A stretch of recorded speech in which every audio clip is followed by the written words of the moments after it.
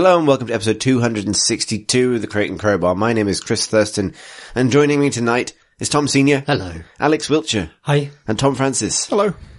We're all here. Wow. Two Toms. Two Toms, one Alex. Christmas. Yeah. It's been a while. It's Alex. been all of us together. Yeah. Is that four of us? Yeah. This specific full group of people. It probably hasn't been that long. It feels like it. Yeah. It does. I've been rather absent. And Yeah, for that, where have you I been? apologise. I've been in my room. Couldn't get out. I just couldn't get out. I was in front of my computer, typing words into it mostly. A likely story. Where have you been, Tom? I've been just On the podcast recently. on the podcast recently. Yeah. I feel like I was on fairly recently. Yeah, you were on the last one. Yeah. Oh, okay. I was talking about Forza Horizon on the last podcast. I just wanted to see if you remembered. No, barely, apparently. I don't remember anything I say on this thing. No, me neither. But we should talk about some computer games, because it's what we came here to do. In the news today. Oh, it sounds so solemn. Yeah. In the news In the news. today, in our games. As a Command & Conquer Remastered in brutal acronym fight with this podcast. As CNC starts to mean the thing it meant originally again for the second time. They're doing remasters of the original CNC in Red Alert, which means they're doing remasters of Red Alert, because that's the one you want to play. For sure. And then we talked about Blizzard a lot on the last podcast, but we didn't actually talk very much about the Warcraft 3 remaster that's happening. Right, yeah. So it's the time for, let's remaster all the RTSs and see if we can get this market going again, maybe. We'll get that classic That fight nostalgia. going again. Yeah. Do you think they're explorative then? Like sort of testing out the market? Because No, I think there's a guaranteed nostalgia buck there. Yeah, and yeah, then if that comes out of it, then great. I feel like Blizzard had a kind of resistance. This might be a separate thing, but with World of Warcraft, people were setting up their own WoW Classic servers, and Blizzard was kind of shutting them down and then saying, no, we wouldn't do that. They're like, you think you want that, but you don't want that. And now they're officially doing it, and it's like a big thing. now please want that, because we made it. And it feels like, I don't know if this is true, but it almost feels like, a barrier is broken, and they're like, well, okay, fuck it, we'll just do all the old stuff. People just want the old stuff, let's do the old stuff again. Yeah, like, it's interesting because, I completely lost my thread, like halfway through that thought. You're right, it is interesting. What was I going to say? I should say, it's not that Blizzard have stopped doing new stuff, they're still doing loads of new stuff too, but it's the fact that when they did show the new thing, they've been working on the Diablo Immortal. Deblortal. That's what everyone hated, and everyone was excited about the old Warcraft thing. 3 thing. But, yeah, Separate crowds. They wanted, of course, Diablo 4, but we dragged over that big old pile of carcass. shitty leaves full of babies last week. I started to read an article about Warcraft 3 Remastered because I wanted to know, are there like gameplay changes? Is it actually going to play differently? Are they sort of modernizing it in some way? And I read like 500 words and didn't find out anything about what they're changing. So apparently, except like the arts. Apparently it's going to be very close mechanically to the original. Oh, they're taking out the zoo in the, the mission where like, Arthas has to slaughter all the infected villagers, and it's like this big turning point in his story. But they're taking them out. There's a zoo and a statue of a dolphin in that city. They're getting rid of those because they feel like they're silly. They feel like they're silly. Yes. They feel like they're silly. Yes. I'm sorry about... Did it take away from the gravitas of the moment? And there was a statue of a dolphin there. I really like this remaster simply because I didn't play Warcraft 3. That surprises me a great deal. Yeah, it's such a fundamental kind of RTS classic, and I've never actually found a way to play it. But part of that is because it's quite hard to play the original Warcraft 3 now, and the idea of them just redoing the original with all the same mechanics, but with really upgraded character models and resolution support options and just general install options, like it's absolutely bang on for what I'd like to do. It really feels like the start of modern Blizzard. Like, I feel like that was the first one where it was very character driven. There's like a bunch of just named characters who are a huge deal in the plot, and it's all about them and their interactions and stuff. And, they put a lot of work into those character designs, and there was like a hero driven, game mechanically as well. Like the heroes were so powerful that there are missions where you're just controlling them and a few cohorts. And that's kind of the path they've gone down since. Like World of Warcraft is also very character driven, and obviously Overwatch is in a huge way, and moved away from like, the olden days. I mean, I played all of the Warcraft games like when they came out, and, actually weirdly nostalgic for Warcraft 2 in particular, because it was this strange, Warcraft 1 had been quite conservative by the standards of the rest. And then Warcraft 2 is just like, there's naval battles and there's giant naked ogres and everything was just kind of mad. It just like, it really, blew up. And then Warcraft 3 almost reined it in a little bit in that it was... Rein it in of chaos. It was a more serious looking thing. And that was after StarCraft, wasn't it?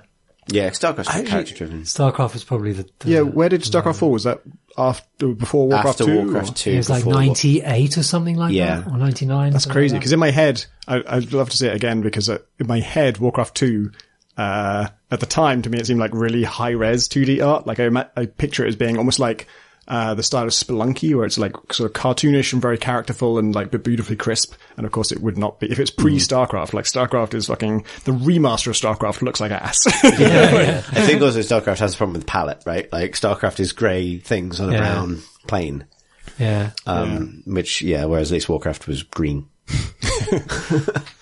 But it's interesting. I think it was also the point where RTSs became kind of pleasant to play. Because if you go back to, I did actually have a little tinkle on Warcraft 1. I think it was Warcraft 2 a few months ago. Oh God. Just so much clicking on one side of the screen and then a click on the other side of the screen and back. And it's just really quite horrible. Yeah. For me, the biggest ideological difference in those wars between Command & Conquer and Warcraft was, and correct me if I get this the wrong way around, in Warcraft, you left-click to select things and right-click to issue orders. And in CNC, you left-click for both. Yes. Yeah. And I feel that still hasn't been resolved, because Into the Breach, you left-click for everything. But XCOM, you right-click to issue orders. That's right, Yeah. I think I prefer the right-click thing. What do you guys think? This might be the most divisive It's too heavy a topic. We might get into a massive fight. Stay away from this.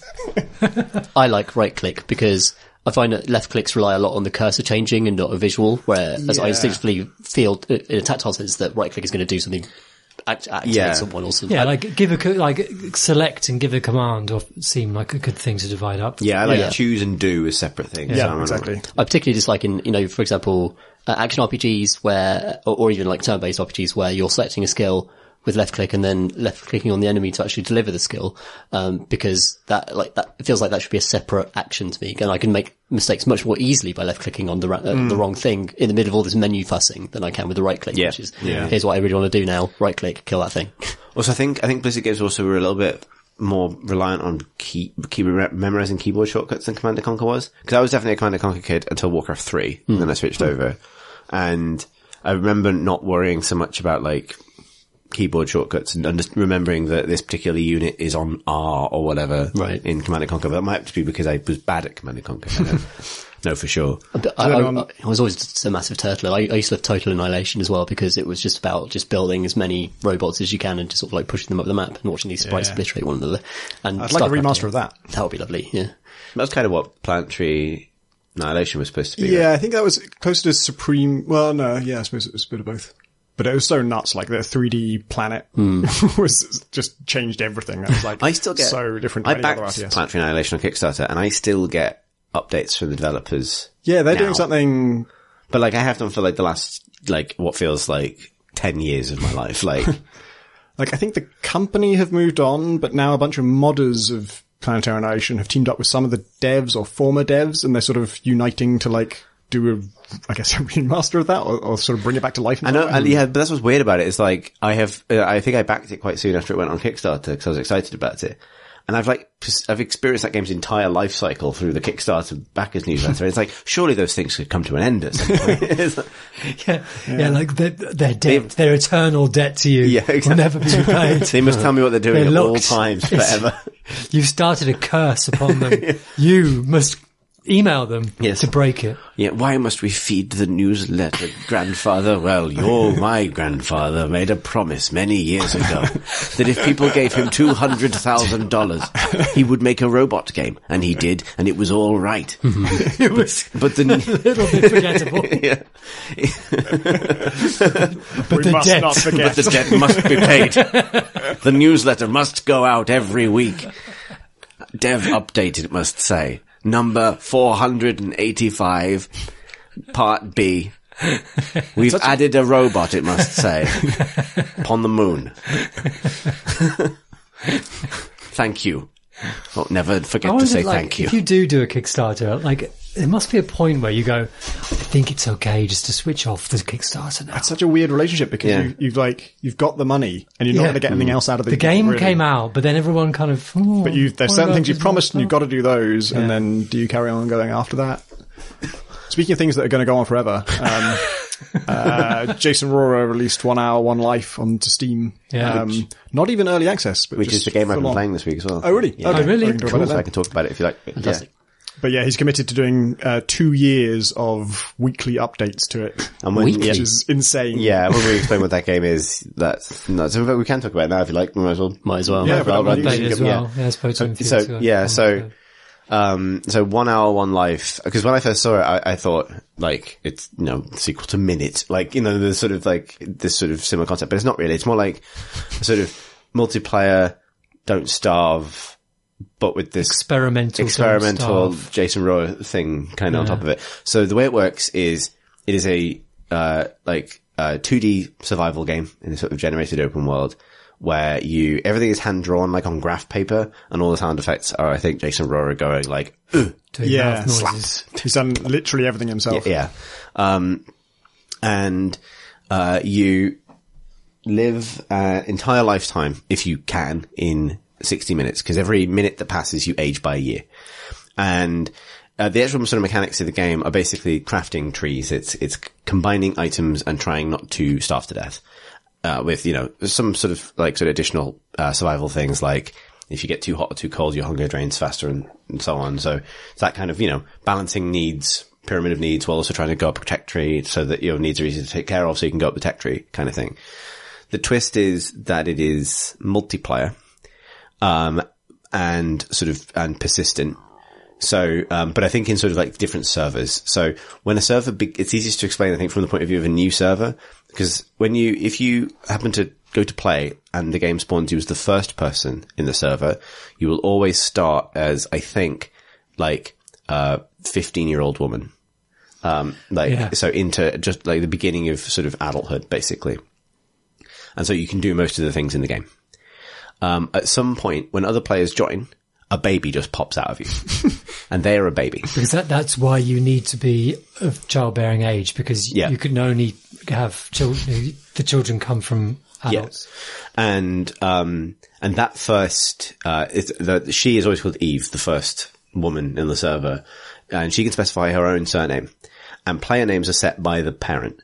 So you go up to your child and say, you are name. And that is that name of that player. And babies can't do fucking anything. Babies can run around and breastfeed they can be breastfed, and that's it. You can cry. Well, no, what happens is, because you can type chat messages, but the younger they are, the fewer characters you get. Yeah. Oh, nice. So babies only get one character. And basically whatever happens when they use a character, it just goes like, they just cry. And they need feeding. So the idea, the large scale idea is this precarious leap of a tech tree, because even an experienced player is going to die after about 60, 70 minutes. So you need to pass on enough knowledge about what your plan is for surviving to a generation you may never see again. And the idea is that it goes from like, you start off literally naked in the woods, and you go through like sort of, Stone Age all the way up the tech tree. And the trailer shows it going all the way up to the future and nuclear death robots and stuff. And the weekly expansions he adds are going to take it further and further and further into the future forever, as in order to, it's in some ways a gigantic folly, because that stuff is catering probably to a very small set of the most successful players, while most people struggle. It sounds like a Jason Rohrer game. Yeah. Right? But actually, I've only played like an hour or so, and that's a lot of different lives, but every single one so far has been legit brilliant.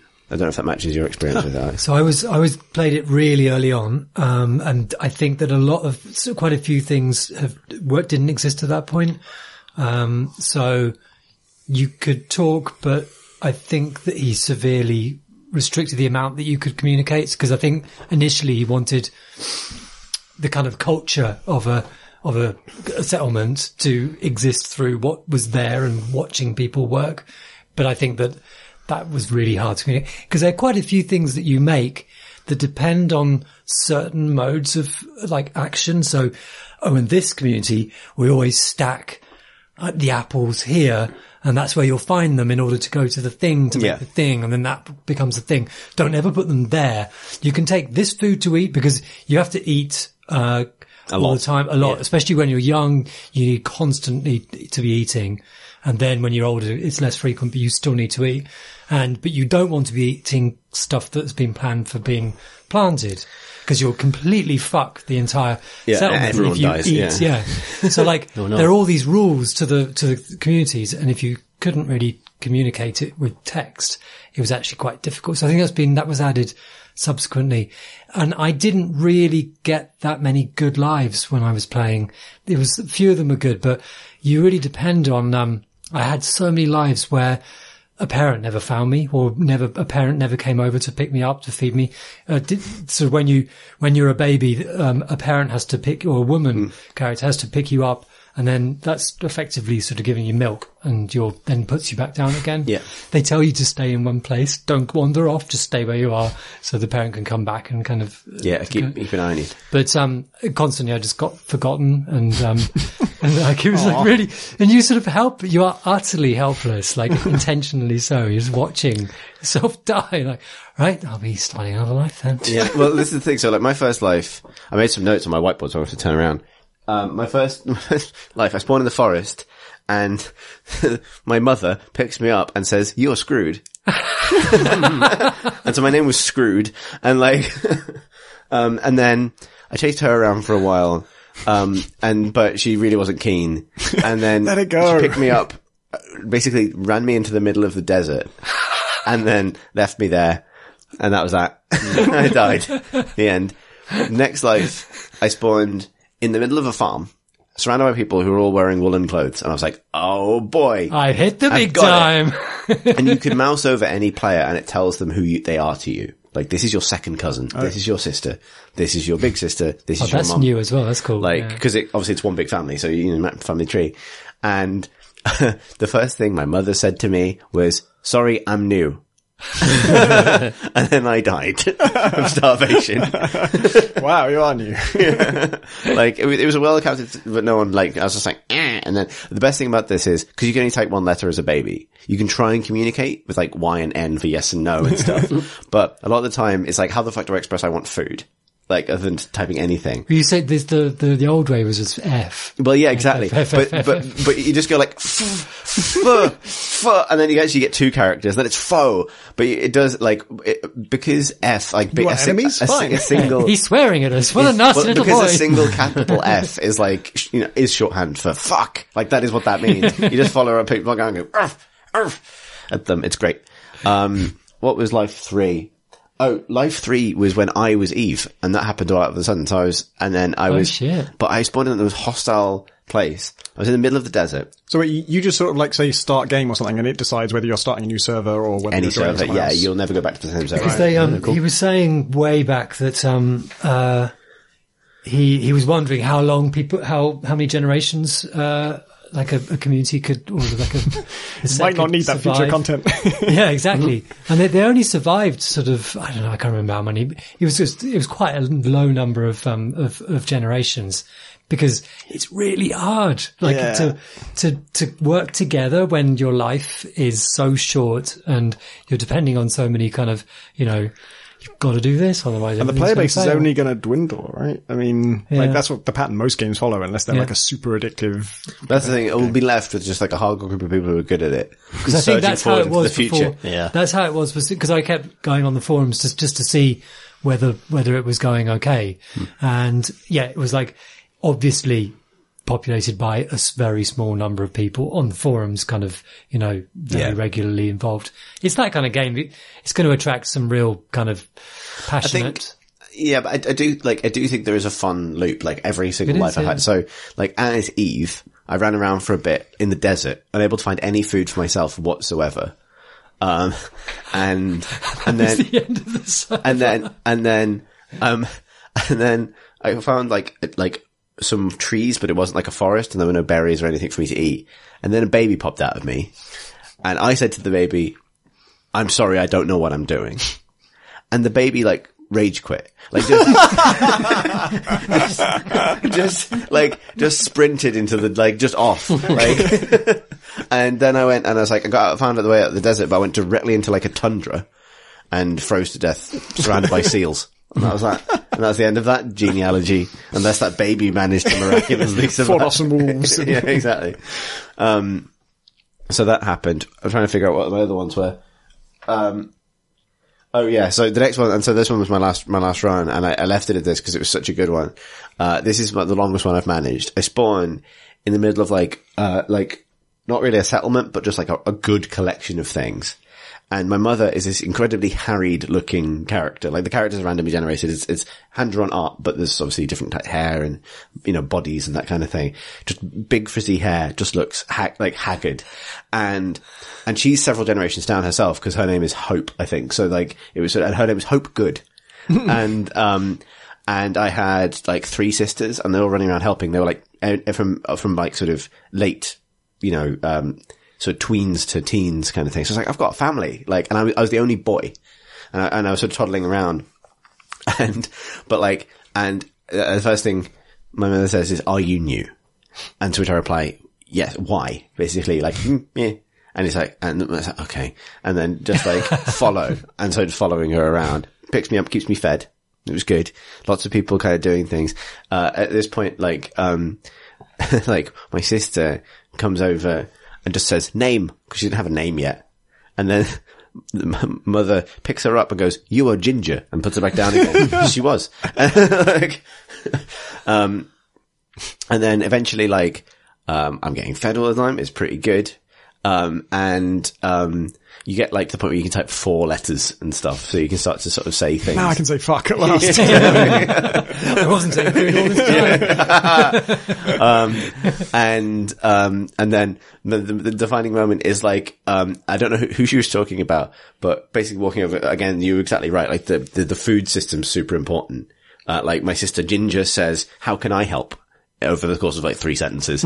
And it's like, go find string. Just go find string. Go make string, make rope, come back. And that's kind of cool watching them scurry off and kind of go try and help in a particular way. One person trying to run the whole thing.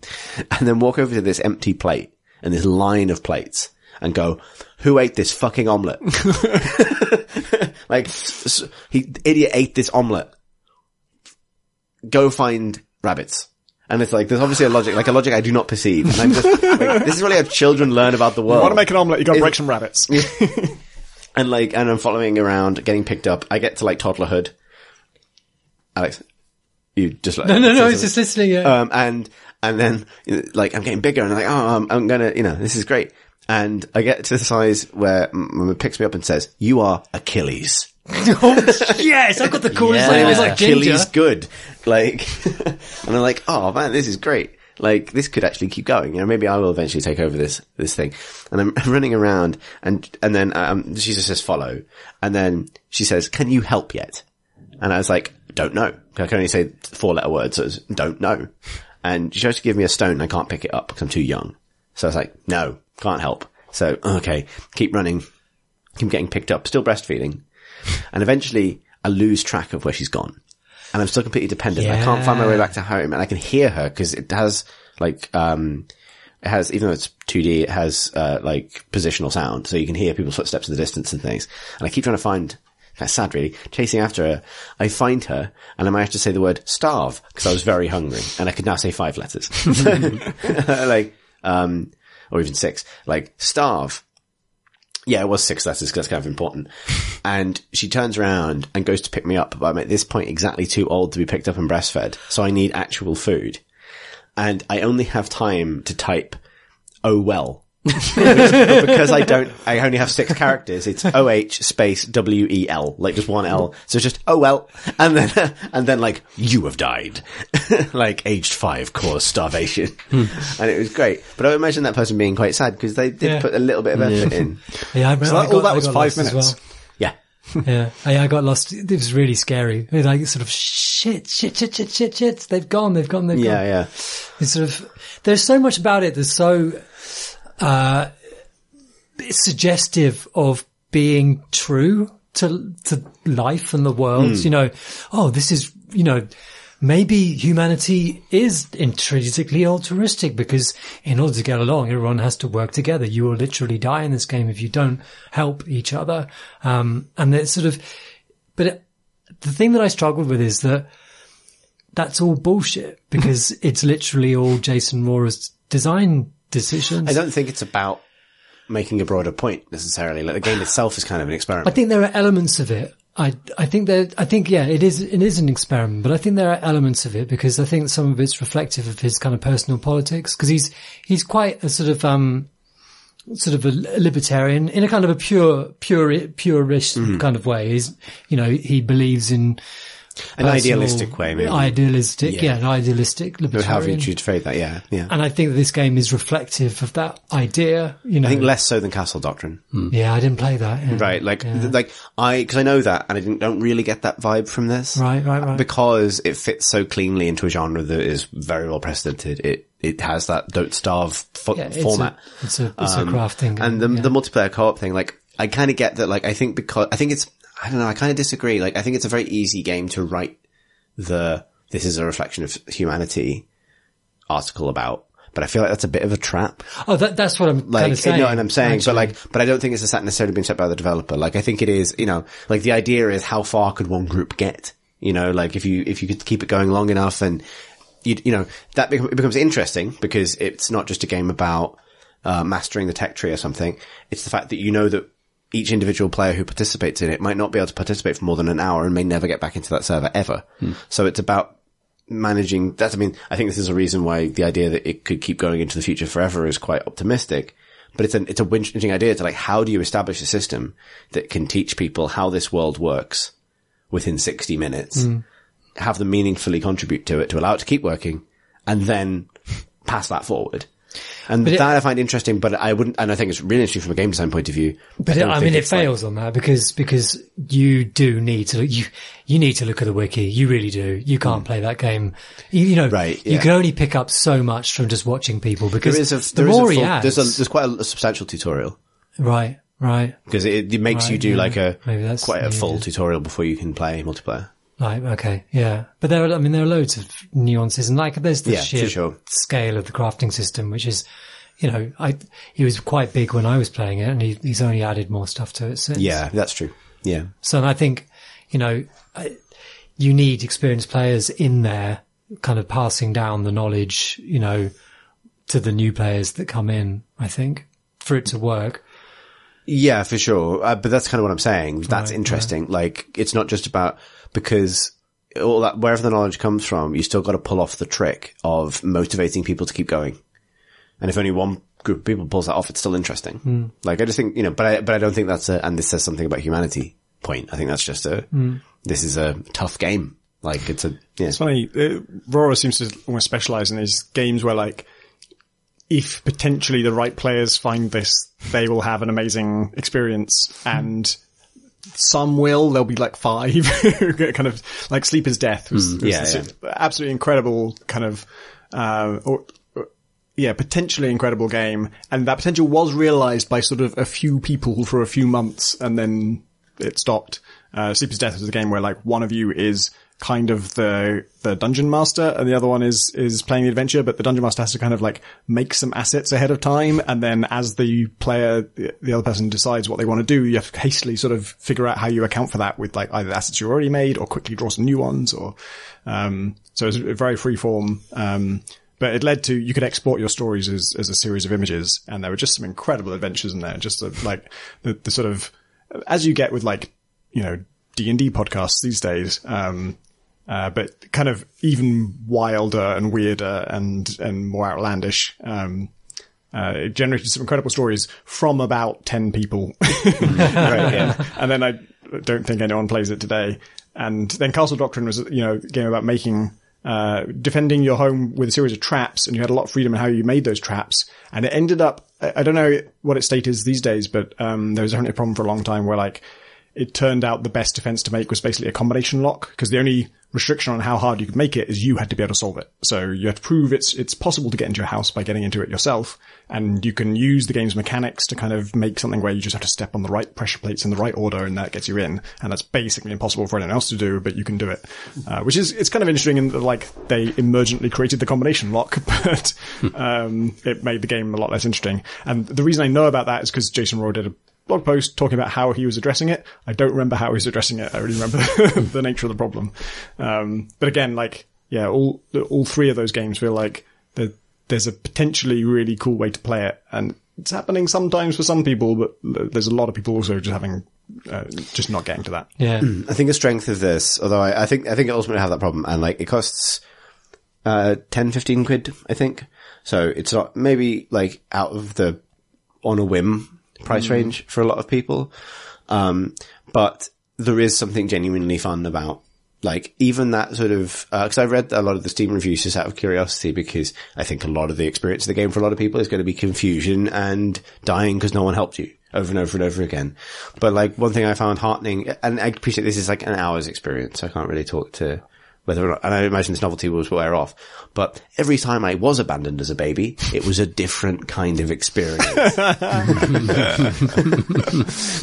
You know what I mean? Range of infant deaths. Exactly. Like, yeah, I was exposed in like several different ways by people who were varyingly apologetic about it.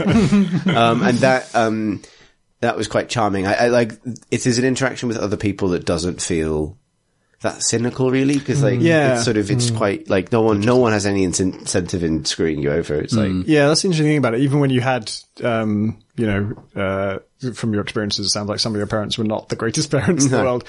That somehow has a different kind of meaning in a game where mechanically they do kind of have to look after you, and so when they don't, that's almost more interesting than in like sometimes some other card game where the guy now just goes off and does the thing and ignores you. Yeah, because they've got to feed themselves and look after other people, and it's a because it's like if they do strung out help you out, then they gain someone who can help, and not because you have to, but because you will. I can't remember what happens in old age. I suspect in old age you become less than disabled, so you're more dependent on people again. But I can't remember. F again.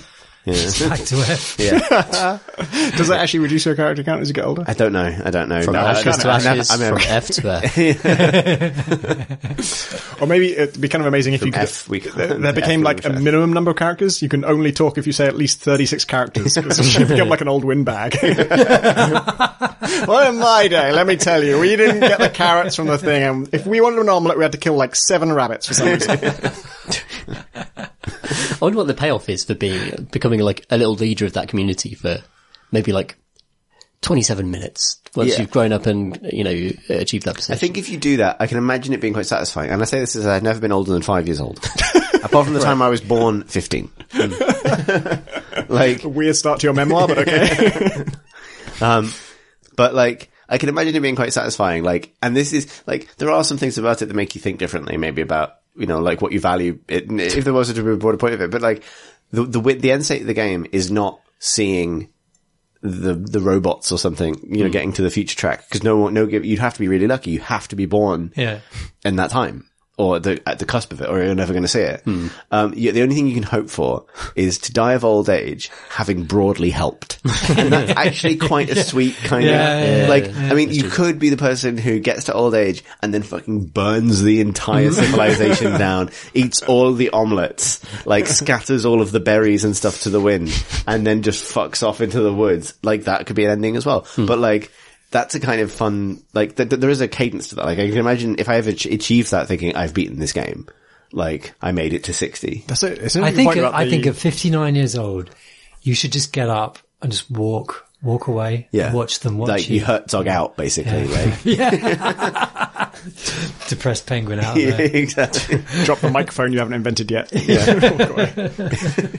an interesting point about the technology stuff, because, I was already thinking, only the best groups of players are going to see this, but as you say, even amongst those groups, only the latest joining will see it out of those people. Like, 99% I'm not sure how spawning of works. Like, I don't think, presumably you'll spawn on other servers and you won't return. I don't think so. Yeah, maybe you could eventually, but yeah. And that's kind of funny in a way, because it means that, and I said this game doesn't have anything to say about life, and I don't think it really has anything to say that isn't maybe a bit pat.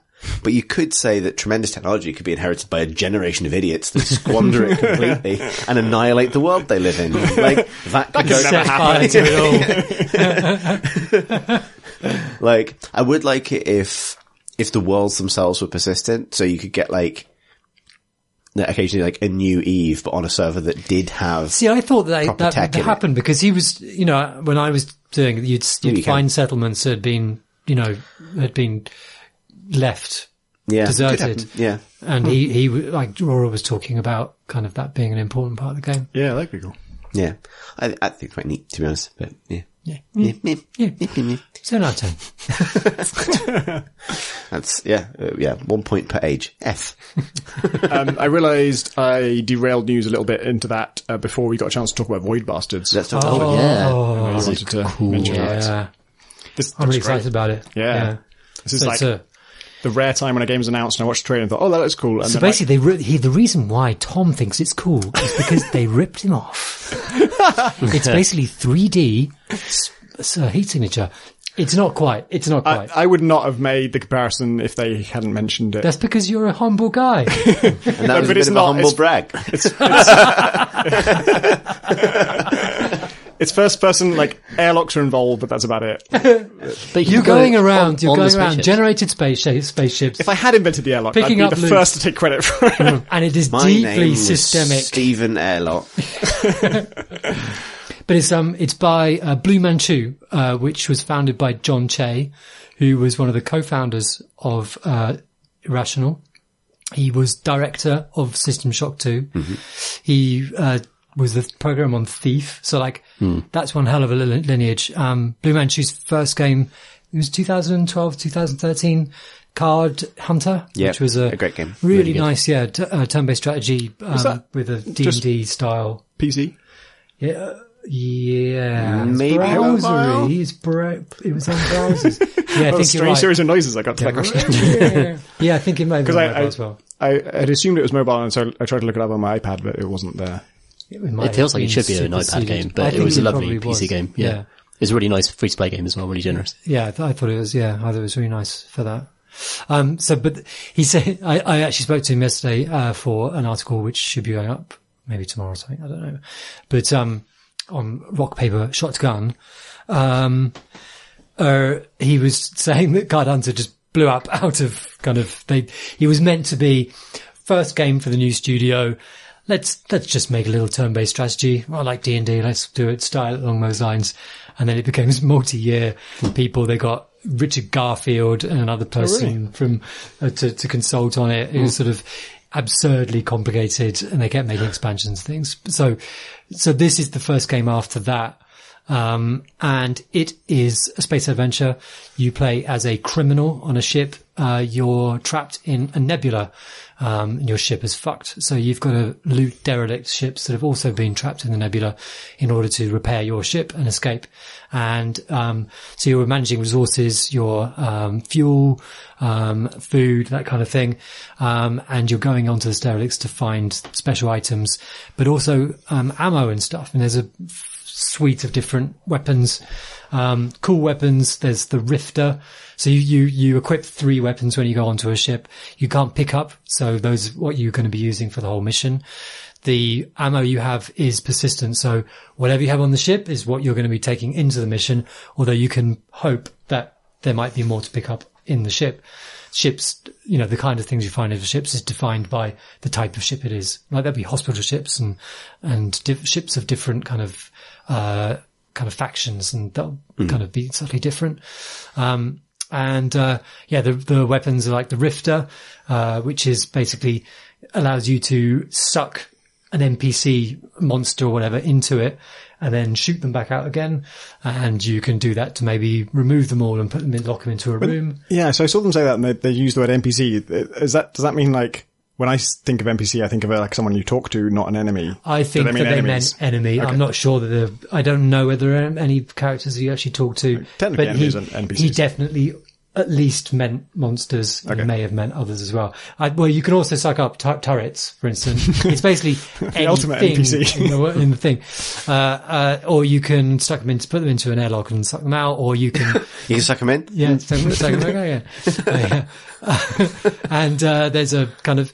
The weapons, kind of the ones they described, there's another one which is just shoots out timed bomblets, so it's just a cluster bomb thing. None of the weapons in and of themselves sound particularly kind of out there, but it sounds like they interact with each other in interesting ways, and they are quite usefully simple. And the reason I think that is probably a good idea is that it's a fast kind of game. It's an action game where you don't want to be fiddling around with complex sort of fiddly weapons. You kind of want to be acting. Do you know how long a ship typically takes? For 4 to 5 minutes. Oh, wow. So, there is a pause menu, and that pauses the game. He was saying that was a kind of a big debate in the studio because he wanted to basically make a System Shock game crossed with XCOM. So like a lot of planning with a bit of FTL. Right. So it's a lot of planning and that kind of thing. The ships kind of, you go onto a map and you'll discover that, this section is collapsed. So you can't get through there. So you can just go through here. But there's a terminal here, which means you better learn more. Or maybe there's a map terminal where you can get more information. So grab that. That'll tell you where the loot is. But then on the way, we'll then go to the, thing where we think, like items are generally in a place where you'd expect them to be. So he gave the example of a air condenser, which will help you craft stuff or something on your ship. And this will, you'll probably find that in the HAB kind of module on a ship. So you'll kind of have an inkling that you'll be going there from looking at the map. So there's lots of planning like that. And that pauses the game. And they're wondering whether should it pause? Should the game pause? Yes, or should it be working? Yes. Yeah, it really should. 100 times yes. Yes, it pauses. So that's one side of the game. This sounds like an enormous game for a really small indie to be making. And they've made loads of savings in terms of the art style, which looks really cool, but it's billboard, sprite based, enemies, it's, Doom style. Yeah. I didn't even register that. Actually. 8 directions, although you only draw 5 because you just mirror. So, wait, why 5? So you, back, front, side, diagonal. Then you can mirror. You do the maths. I can't. It's probably modified. Yeah, front, back, profile left, profile right, and diagonal. That's right. Why is diagonal mirrorable but not side? Because the police. That's true. Because of the European Union. Or maybe there's diagonal back, diagonal front. That's still. Yeah, I guess you would need diagonal back and diagonal front. Yeah, that makes sense. There we go. Yeah, Got it. Hey. Don't fuck the police. And false alarm. All the monsters are symmetrical. Stop fucking if you already started. All the monsters are symmetrical, so you don't have to draw it. So you can have the gun switching sides. Everyone has a gun in the perfect center of their chest. In the middle of its mouth. I was watching it and I was wondering, I was confused initially based on the trailer because it looked like a kind of Legend of Grimrock style room to room game where you're static, but is it actually like a Doom style shooter? Full. Oh, so it's real time when you're actually moving around shooter. You're in the business. Doom. Yeah. Full Doom. Oh, cool. But they're all high res, so they look sort of quite real striking. And it's become this very, very kind of, stylized comic book style, sort of visuals. And that saves them shitloads of money because they don't have to make complex environments. Really looks polished though, all of the visual design, all the UI, everything just looks so nice. They basically, it's pretty much finished. Right. Now. Nice. So fundamentally, it's been in development for a long time as well. So it's been playable for a long time. So it's going to be polished. Why do they keep it so secret? Don't you want to build hype over years? Yeah.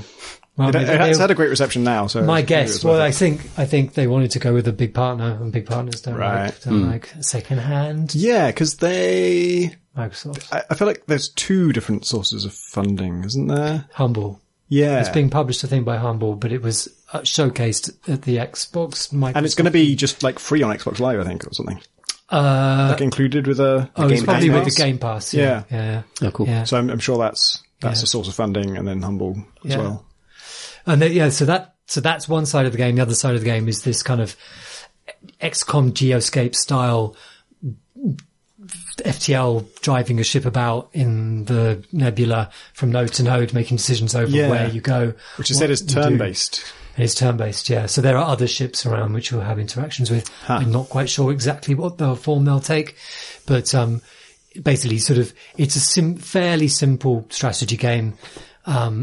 Sort of simple so that it provides a nice pacing counterpoint to the action of the thing, and it will inflect. So they were saying that kind of basically you'll be going onto a ship, look at the map and go, nope. And like, it's a very good decision just to get out and go somewhere else. You know, like, it's that sort of thing. I'm really, really excited about it. I think that the lineage is good for it, and like, some really nice developers working on it. Like, Farb's really on it, Neptune's Pride developer. The art style is great. You know, I think I have high hopes. It's a brave time to announce it, right in the middle of like release season, really. Yeah. And for a thing that can be so easily overlooked anyway, like, deserves re-upping the new year. Yeah. Ken Levine said he'd been playing it for like 35 hours or something, and it's his go-to game at the moment. He said that Nice. Ken Levine's a nice guy, but you know, if he didn't like it, he might say he liked it, but he wouldn't play it for 34 hours. And we know he did because we can see the metrics. I feel like, you say what you will about Ken Levine, he does know his onions when it comes to immersive shooters. Yeah, for sure. Yeah. It is good. Sorry, I had a joke in my head, but then it wasn't the moment passed.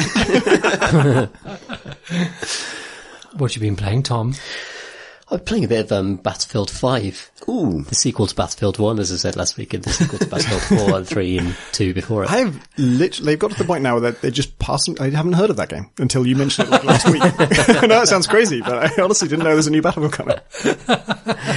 I was talking to my girlfriend about it, and like, and she's like, "Didn't they already release that?" Yeah, like, that's the feeling. That's the feeling about it. It just feels like, well, there's been so many Battlefields by now. Surely 5 is like 3 years ago, right? Just statistically, it seems probable that's been done. And it doesn't entirely help that this one's set in World War II, as you know, a lot of the Battlefields have been in the early stages the first of the series. Yeah, exactly. So, and there's also a sense that Battlefield has kind of fallen into a rut since, like, 4 did it for me, where it felt like the same thing, but they were trying to generate extra ways to get people to buy it that weren't necessarily feeding back into the quality of the core game.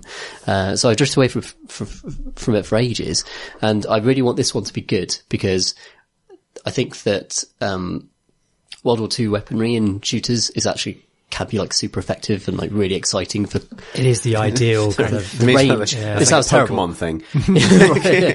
It's the Thompson is super effective. The effective range of those weapons and the size of the ideal FPS map seem to just marry. You get all the vehicles you want going at the speeds that you want. So like they don't have the runs of the stuff with jets, where jets in Battlefield games have always been absurd because they had to move at like a fraction of the speed that they would actually move. And it means that they could draw the maps at a sensible size and have, Spitfires rolling around them at a sensible speed. And it all kind of makes sense. There's a kind of weird, horrible maths about the way that World War II and video games really slot together very, very well. So I was very excited to play this game. And I've so far only really dabbled with the single player. And last week I talked about Forza Horizon 4 and its amazing intro mission where you're driving a car and you kind of vault up through different seasons. And there's an intro mission to Battlefield 5, which is exactly the same. Well, actually, didn't Battlefield 1 do this as well? Yeah, it did. I read a description of it. It sounds really similar. So yeah, you're running up through the tone is always with World War II games and World War I games. You always the tone is always the part they're trying to soften so that you can enjoy the experience of the incredibly exciting war. So Battlefield 5, it's fine, but it's very funny, accidentally, particularly I'm afraid to tell you, your game is very funny. So it does like, it's like about 2 minutes of just voiceover intro over very sad music about how, war is bad. The future is inside of us all, and ultimately it's up to us to decide our future. And it's kind of just drivel, like actual meaningless drivel. Because I've played through it a few times on different PCs, like my work PC and my home PC, and I can't decipher what the fuck it's actually trying to say about anything. It's some sort of just vague Destiny bullshit with, not Destiny the video game, as in like, we're all part of this Destiny together and we all forge it together, except we were all actually ordered into these situations and had no choice about where we were stationed. And also we did, because we bought the game and it's really fun. Yeah. And then it sort of breaks down to that. And you get this beautiful cut to somewhere like I think it's in Sweden or somewhere, and you're floating down and you're kind of parachuting down, and it gives you the northern lights, and you're just gliding down gently into the snow, and it's beautiful. The Frostbite engine is doing all its Frostbite engine goodness. It's giving you all the beautiful snowy particle effects and the glittering light over the lake that you're nearby, and then you land, and then it's incredibly exciting wartime. And then you run up a hill in the snow and have an incredibly exciting fight with a load of people with short range kind of submachine guns, and then suddenly it like whisks you away, like a tank bursts through a wall and blasts you, and in slow motion the flame obscures your vision, and suddenly you're back into the narration zone. Back into Destiny land. And then it's the destiny of a man to make his own destiny, except you can't because you've been ordered into blah blah blah. And then suddenly you're in another fucking incredibly exciting war zone, and it kind of goes through its phases, and suddenly you're in a desert and you're commanding a tank, and you're going down into this valley, and there are all these small tanks popping out from either side. Small tanks? Yeah, just like mini tanks. Just just like snack tanks that you can shoot. For a brief but incredibly satisfying explosion. Crunchy snack tanks. And then you plow through that, and it's like, go through that barrier, and you go through the barrier, and there's like a giant tank, and they're like, oh no! And then you shoot the giant tank. I am now the snack tank. I'm the roast dinner tank. We can't take the roast dinner tank. And so you're shooting this thing, and then suddenly there's like just smoke and explosions coming in from nowhere. And then suddenly... Is it the same big tank that came through the wall earlier? Maybe it was. Is that the thing? Maybe it's hunting me through. Yeah. It's the destiny of Was man. that a light lunch tank? It's the destiny of man to be hunted by the time tank. The roast dinner tank. Sent back from the future to kill this one guy. Over and over again. And you get, so you play this sequence for like 4 minutes, and then, as soon as you encounter the roast dinner tank, The time tank. yeah, the time tank, you get blasted out of nowhere by just a bullshit shell. Just like, Bullshit shell. Roast dinner tank is throwing bullshit shells. you get hit by a bullshit, we need to change scenes now shell. We're at the end of the content. Fire the shell. Fire the shell. That's exactly what happens. And you blow up, and your vision goes white, and suddenly you're in a whole incredibly exciting new war place. And this happens like 4 times. Maybe that's what happens when you die. You just go go to a really exciting war. Exciting war place, yeah.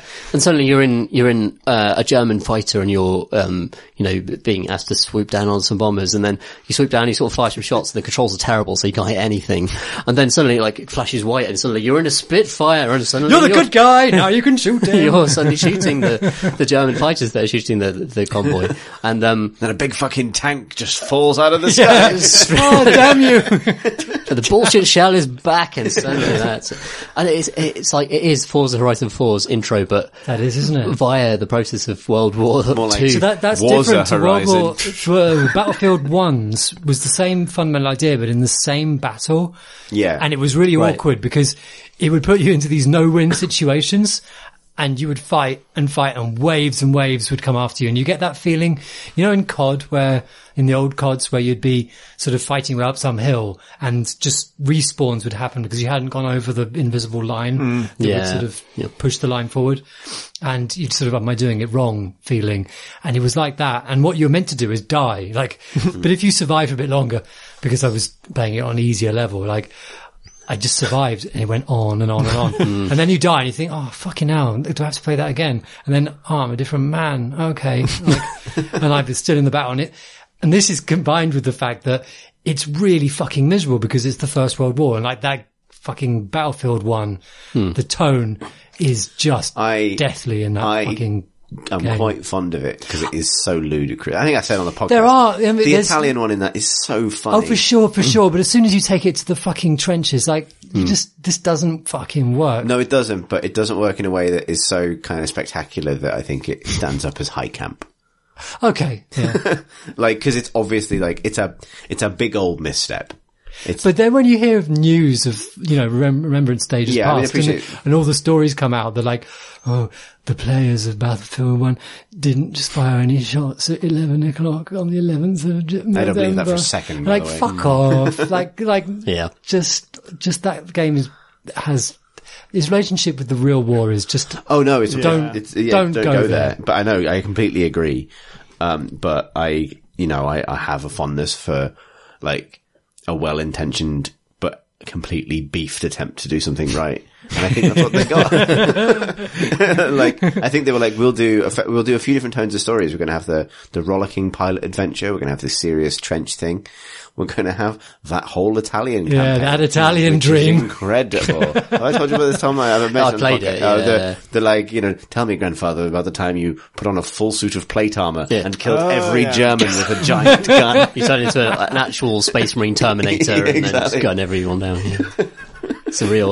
But I feel like in Battlefield 1's campaign, it was unreliable narrators telling kind of nonsense war stories, right? That was the whole frame. Yeah, of it, I think right? so. Although it had this sort of documentary air about it. It was like stories from the front line. This is World War One by Electronic Arts. Like, I don't think it was supposed to be unreliable. I think one of them's definitely unreliable, which is the pilot one. Because that opens with Italian. But I don't think the others are supposed to be unreliable because, like, the Italian one starts with, like, the grandfather or the father telling the story to his daughter, and it's not going to be like, I'll now tell you some complete bollocks, my Doesn't he have, like, some sort of bit of the armor as well? Isn't that the kind of instigating memory or something? Yeah, he's looking at a photo from that time I owned those guys. He's looking at a photo of his brother, and... I was leet. Let me tell you about the kill streak rewards I had on that one. Yeah. Got 3 UAVs. I called it a nuke and that hadn't been invented yet. But you get 128 kills in a row. They gotta give you something. Anyway, that's war. Yeah. Cut to that clip of the guy standing on the back of the horse, like firing the flamethrower as his friend rides.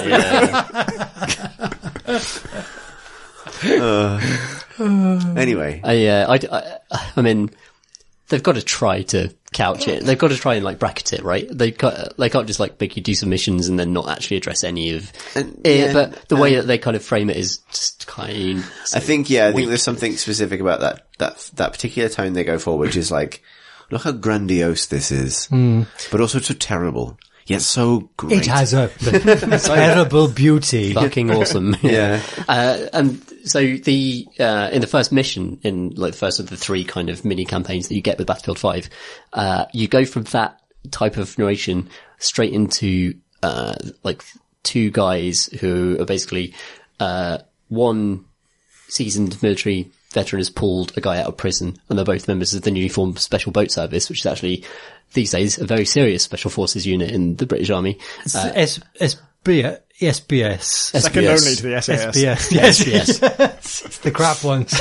Yeah, I kind of think the SB plus S. SBS is like a really serious unit, but like, and also like if you consider the SVS. But they're down in a dinghy.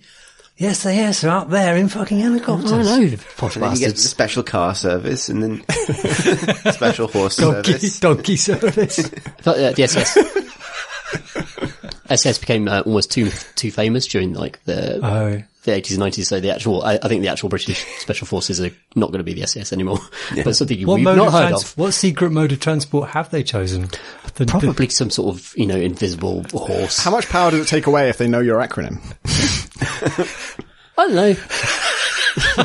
It's all a PR exercise. Shit, SAS. No, it's alright. We've heard of them. The A stands for air. It's fine. The whole tactic is right there on the left. We're on the ground. They can't get us here. The SS. Special submarine. That's something else, Alex. I think. Yeah. Slight difference there. Yeah. There's some overlap there. Yeah. Happy 100. Yeah, remembrance. Yeah. Past week. Like, this is the thing, like, you can't connect any of this stuff to the real stuff, because it's... Just mustn't.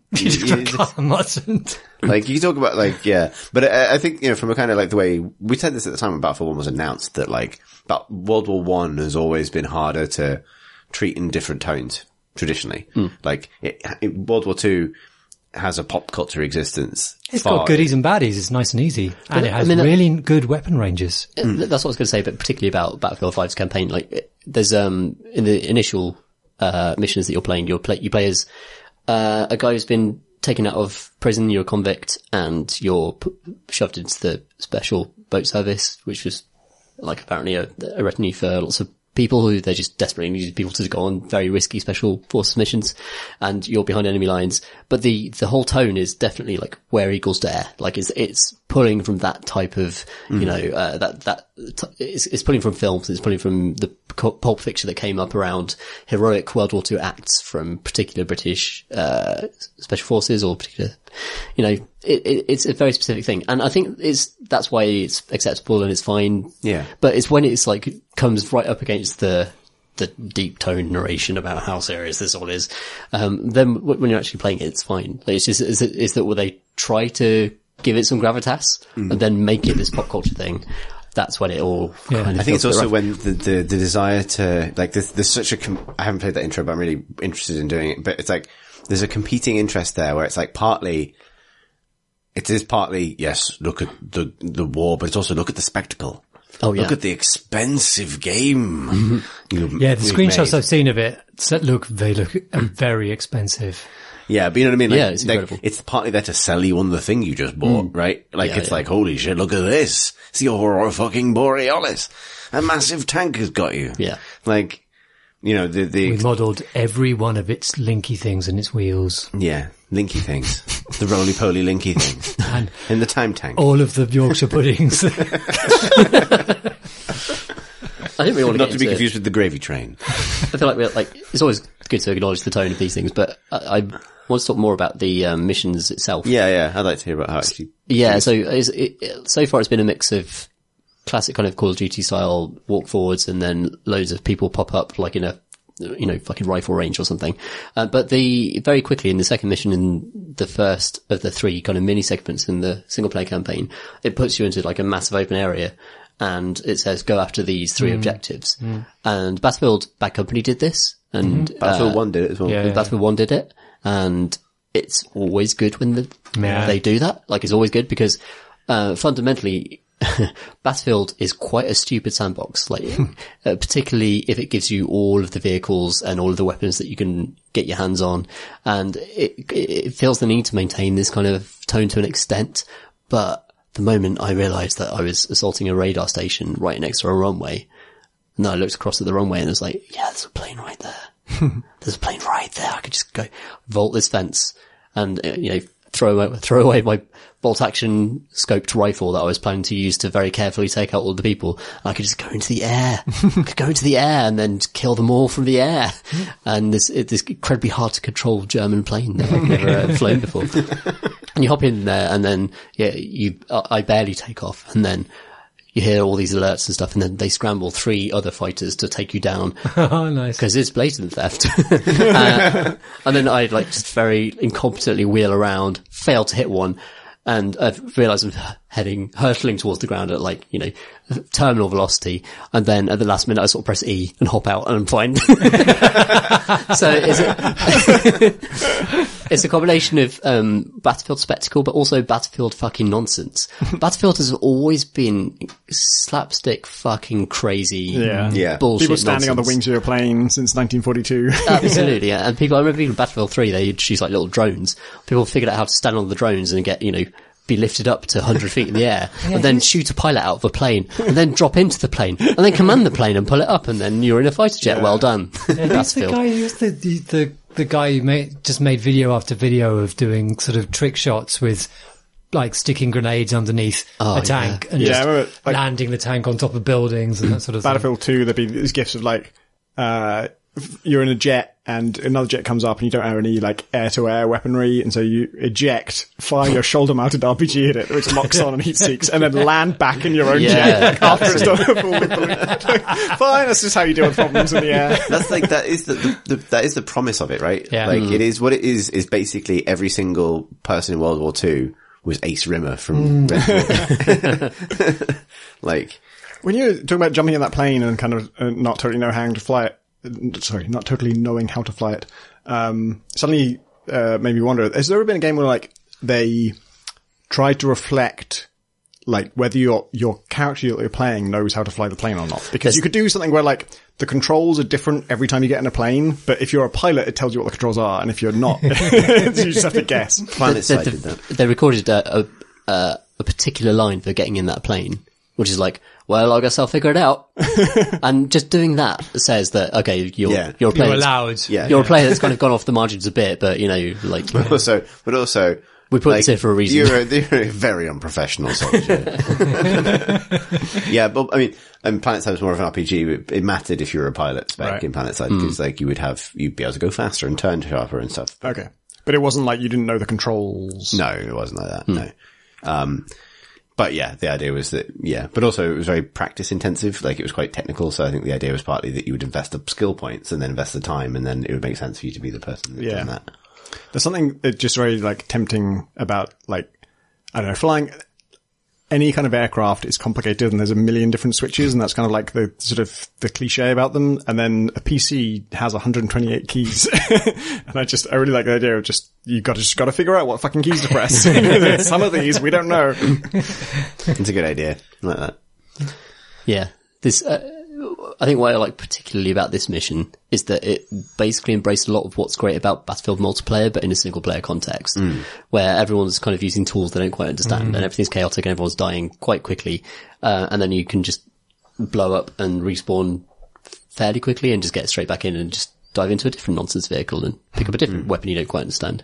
And I've not really gotten into the multiplayer yet, but actually like the weapons feel amazing as you'd expect from DICE and it looks incredible, and I think this might be the Battlefield that gets me back in after Battlefield 3 was the last one I really got into, and I think this one might actually have it. I think this one might have enough going for it. I'm looking forward to it. What have you been playing, Tom? I have been playing The Witcher Thronebreaker, which is the game of Gwent, basically. I played The Witcher 3 a little bit, but not very much on the main thing, and I did play some games of Gwent and really enjoyed it, and so I was very keen to play what I thought was a game called Gwent, because that was like announced and they were in development for a long time. And I'm not 100%, but I think this is that game. Because I remember reading a news story like, oh, that Gwent game that you've been following now has like a 30-hour story-driven single-player campaign. And I was like, great, because actually specifically you want to play it single-player, or don't want to play against other people. And I think this is that. And I think there isn't a game called Gwent anymore. I think like this is what Gwent became. Oh, it's really complicated. They're not. Are they going to release like a standalone game called Gwent? There was a standalone multiplayer game called Gwent. It was released in beta, wasn't it? Yeah, and I think I had no idea if it still exists. I'm sure I think it does actually. And then they spun this off into this. So this is like a separate single player version of that. But apparently a lot of the rules have been changed or updated. It's interesting. So Gwent is the sort of basic concept of Gwent is that you have it's a card game and you have a deck of cards and you get dealt a hand, and then you play those cards to one of three rows, like a sort of, one that's right next to the enemy, one that's a bit further back, and one that's like artillery. And it's all about just like getting a lot of strength on your rows. Like every card has a certain value, which is both its hit points and it also the sum total of all those hit points is your military strength. And if your military strength is bigger than the enemy's, then you win that round. Once they can no longer place any more cards.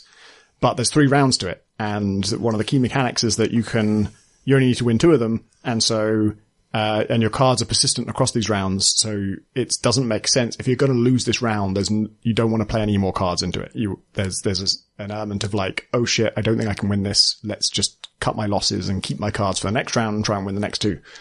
And this is an RPG where that is the battle mechanic. And there's a kind of overworld of you wandering around. You play a queen who is, there's some kind of war going on. I follow the plot vaguely. I am, my level of investment, my tolerance for lore is proportional to my level of investment. And my level of investment when I start a game is 0. I'm never invested. I never care. I'm always just like, shut the fuck up. Let me get to the game. Once you've impressed me with your mechanics, then I'll care a little bit about the story. And then like, after like 20 hours of really liking the game, I might start to care about characters and plots and stuff. And so like, I don't know there's an intro to the game and I've skipped it. It launches, every time we launch the game, it plays the intro and I've skipped it every single time. I still don't know what the intro is. And I've played maybe 2 hours. And the plot, I've read most of the dialogue. It's voice acted, but you can also kind of skip and see the whole line ahead of time and just read it yourself and then skip ahead, which is what I've been doing. And it hasn't got super interesting yet, but I've just got to the point where like, you're just a queen wandering around the world. It's a very weird thing where like, technically you're leading a huge army and it's this big like, it's very large scale what you're actually doing, but the way it's presented on the overworld is you are just a single person walking around the world and just talking to people and picking up logs and stuff. But you're the fucking queen. And okay. It's one of those abstractions where it's like, actually you represent a huge army moving through this world on a much bigger scale. And every time you talk to somebody, you know, it's really, this whole army is rocked up and there's this big thing. And when there's a battle, that's what's happening. And I've just now got to the point where like your base camp, which is kind of overwhelming at first. There's like 5 different tents and each one has like 7 upgrade trees to spend wood and gold on and it's like, all I want to know all the time is like, I actually know what Gwent is. I've played a bunch of games of Gwent and I like it. Can you tell me how this relates to Gwent? And sometimes they can't tell you how it relates to Gwent. And so like the deck building aspect of it, I still have not got to grips with, but I have got to the point where it's also like a BioWare style RPG where you have persistent companion characters who follow you, around and you can go back to base and just talk to them. And I gave that a go and I just talked to like my one like default companion and I have to say that conversation immediately was really interesting and actually, I've always kind of sitting back a little bit because I know people love The Witcher a lot more than I do. I played The Witcher 2 pretty thoroughly, but I didn't get far enough in Witcher 3, not because of the writing, but because of the combat. And I quite like the writing, but I'm always like kind of waiting to be sold on it. And so, a lot of the writing in Thronebreaker was fine, but it wasn't doing a special. You're just a queen and you're behaving like a queen and your subjects are behaving like subjects and just like being very deferential to you and nothing really interesting has happened. And then as soon as I talked to like the first companion, I got a bit of detail about his life and where he came from and his story. And I was like, oh shit, this writing's really good. Actually, I think I am going to like this. The strange thing about the game side of it is that it's really reluctant to just give you like a full on game of Gwent. Like, cause I know what that is and I played it. It was a while ago, so I do need it to be introduced, and I was happy to go through a tutorial and stuff.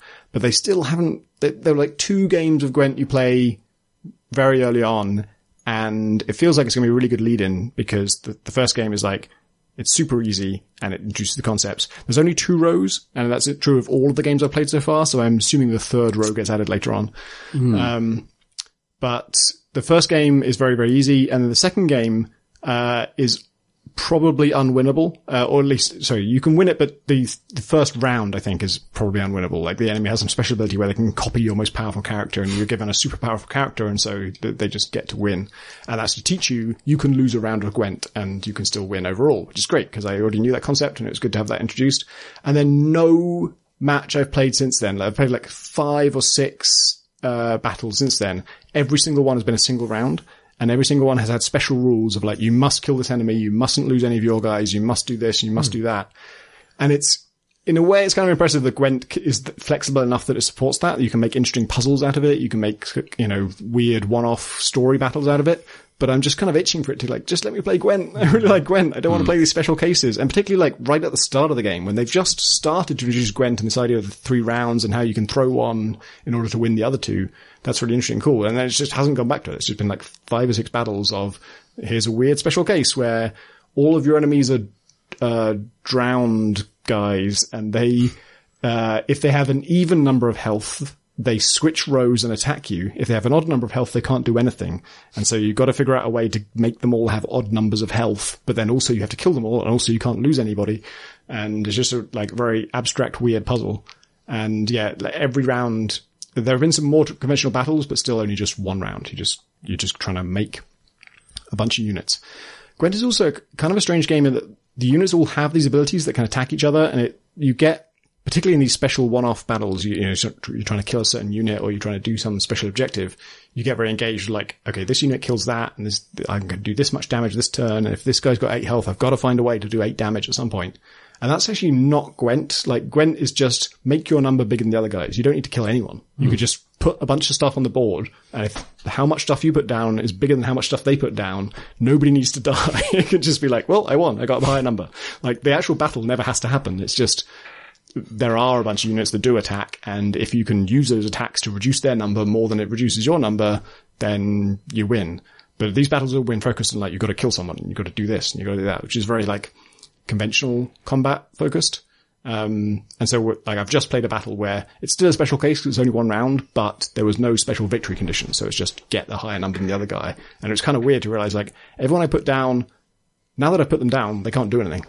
Like they have a special ability where like when you deploy them, they do 2 damage to this guy or they do a damage to a whole row or whatever. And then after that, they can't do anything. They're just a bunch of people just standing there with a number next to them. And, I have like a buff ability that can give somebody like 5 extra hit points, which is good because it adds to my overall army strength. And I just kept doing that to the same one guy who can never do anything ever again. Like he can't attack, but also nobody else can attack. And they can't attack me. It's just a bunch of people just standing there with their numbers going up. Yeah. It's a very strange game and it's kind of like, it's also a very strange intro to it. But I understand it's pretty substantial and like it certainly feels like the whole overworld thing, you know, it's an entire game they've added on to Gwent, like a whole RPG with side quests and story characters and all this stuff. So I think it's a long haul type thing.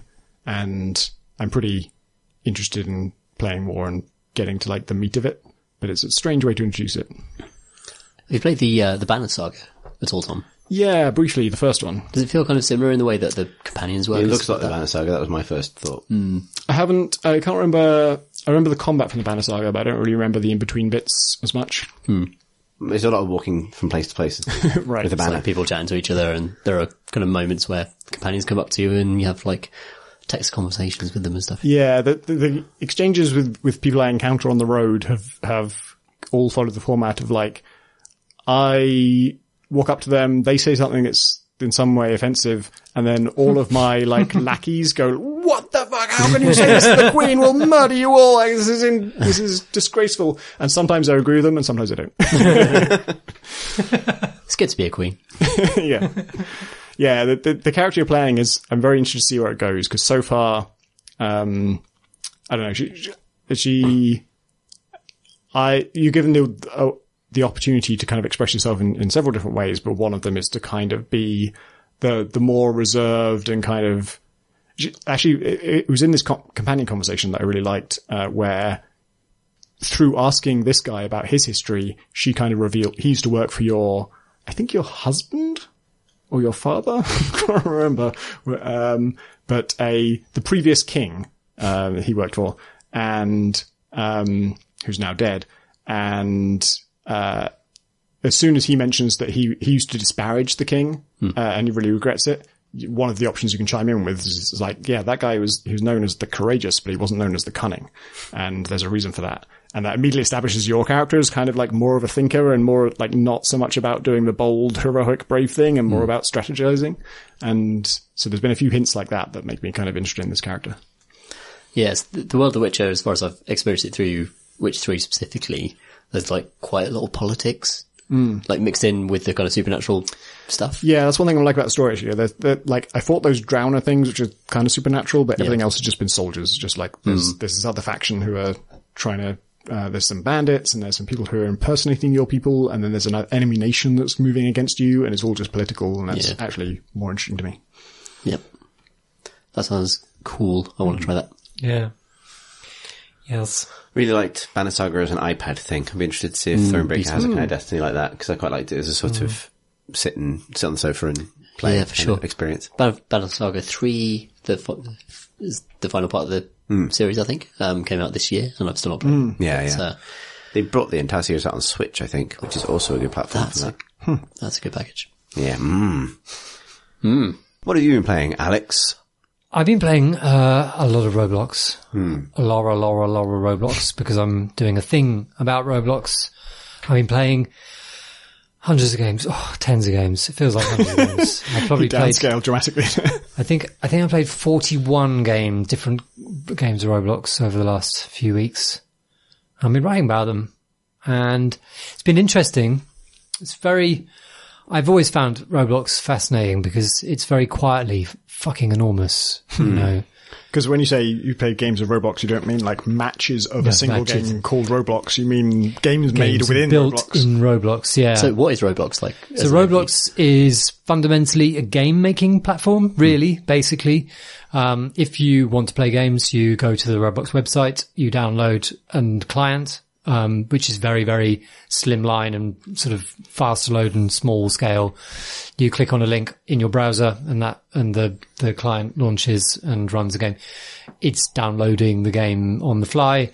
But because everything is incredibly light, usually stuff you're playing within 15 seconds. That's including logging you into the multiplayer and that sort of thing. Almost, I don't actually, is it even almost? Every game I've played has been multiplayer. No single player games at all. And that's all part of the platform. And that's the appeal of the platform is that you have your avatar, you take them into every single game. You have your friends and they can come in with you. It's kind of incredibly robust. It's been around since 2006, I think. So it's actually really quite mature. It's been around for a long time now. And it has a reputation for looking ass and kind of does. Partly that's because little kids basically have made all the stuff in it. It's, entirely user driven. I don't think there are any Roblox made games anymore. I think there were right at the very start. There was but there were sort of intro games. There were sort of places to explore. What you get with Roblox is a 3D sort of game making system. There are AI systems. There's physics. This is network physics as well. It's a bit janky, but it fucking works. And there are loads and loads of games on there which are about physics. There's one particular genre in there called brick battles, and it's probably the only genre that I know of that is a purely Roblox genre. There are lots of things that have come across from kind of mainstream gaming, stuff that's come across from Minecraft, sort of mods and things. But brick battles are sort of one of the purely Robloxy things, and they're fundamentally, you're in a physics, world.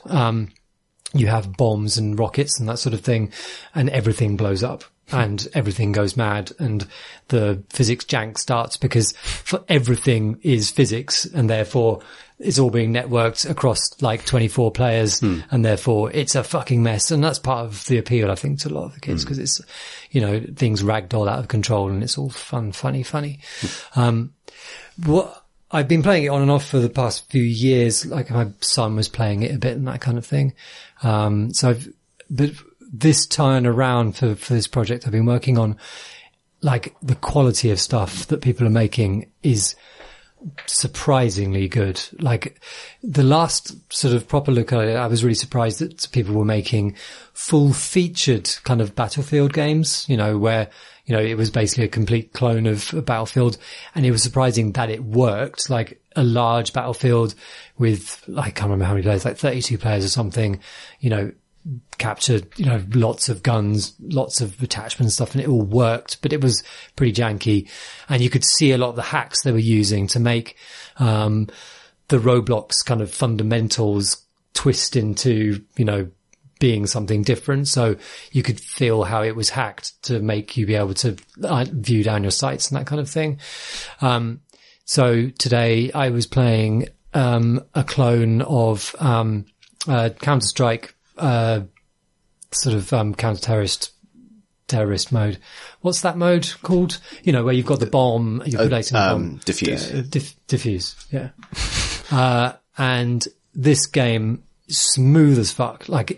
It even looks nice. It's low poly style, no textures, but nicely made polys. Each of the characters is sort of custom kind of skinned, but in a Robloxy style, but not mega janky and ugly.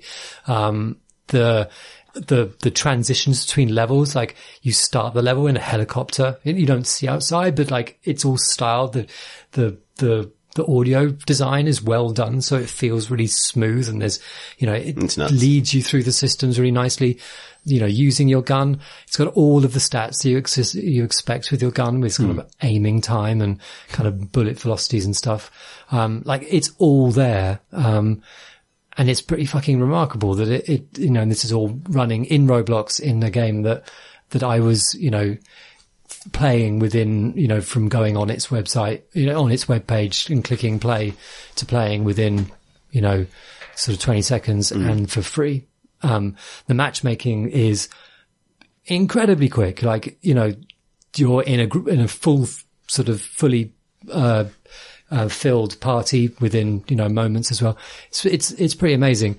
And there are loads of different kinds of games. Like one of the big popular things, it's kind of tailing off a little bit now with the tycoon games. I don't know. Does that ring a bell with you? Tycoon looking bit. What does that mean specifically? So basically it's a clicker game, but with a sort of a action 3D kind of world sort of aspect to it too. There's kind of various types of kind of involvement, some of which you're just waiting for a gauge to fill and then you buy the next thing and that accelerates stuff. It's like pure clicker. Right. There are others so there's one that I was playing yesterday called Summoner Tycoon where, you are building a laboratory as a summoner and you basically do you earn crystals and you use crystals to get a kind of a random selection of heroes. And depending on what level you are, you'll get a varying sort of rarity, which defines how strong they are. These heroes then go out into this field and fight for you, and you can watch them. They run around the field and they defeat enemies. And as they do, they'll owe you money, and then you can jink up their statistics by building new aspects into your base. So it sounds like a kind of one of those mobile city builders, basically. Yeah. I can't remember. It's a bit like that. But translations for Roblox. Yeah, yeah. There are loads of those kind of games. Loads of shooters, loads of kind of swiping stuff with swords with loads of physicsy stuff going on. There's there's quite a lot of stuff that's come across from Gary's mod. Like there's Blocks Hunt, which is basically that game where you disguise yourself as an object and people have to find you. Loads and loads of copying stuff. And there are so many zombies games, like COD style zombies games. 3 of them I came across, which kind of, again, they all fucking work. They work and they are free. They're totally free, to play.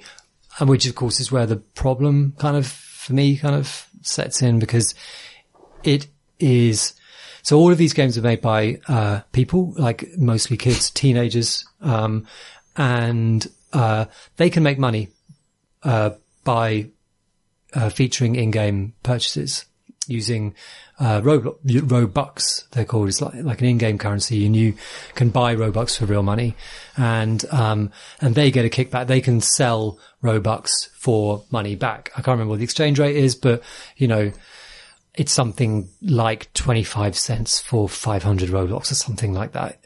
Maybe less. But it's, because some of these games are getting 50 million plays, over the course of 6 months, like Jesus, these are big games, really big games, and their makers are earning hundreds of thousands of dollars. Are there adverts around these games? Like how is the Roblox entity making money out of this? How is Roblox making money? So they're making a cut on Robux sales. Okay. So they, when you buy Robux or you take up, they don't gouge. I don't think they gouge too much. You can get a subscription, which is very cheap, like £10 a month or something. And that gives you every week a stipend of Robux. So it's good for a parent. You can control what your kid has in the game and your kid can go out and buy stuff in the game, hats or boosts or whatever. And I think that's totally fair and I think that works. And you can buy extra stuff and obviously Roblox takes a cut on that. They do licensing deals and stuff as well. So like, Jurassic World, for instance, did a big licensing deal where, loads of game makers put Jurassic World graphics and special events in their games and Roblox presumably got a cut from that. But what this all means is that there's a big incentive to gouge players, like each of the individual creators. And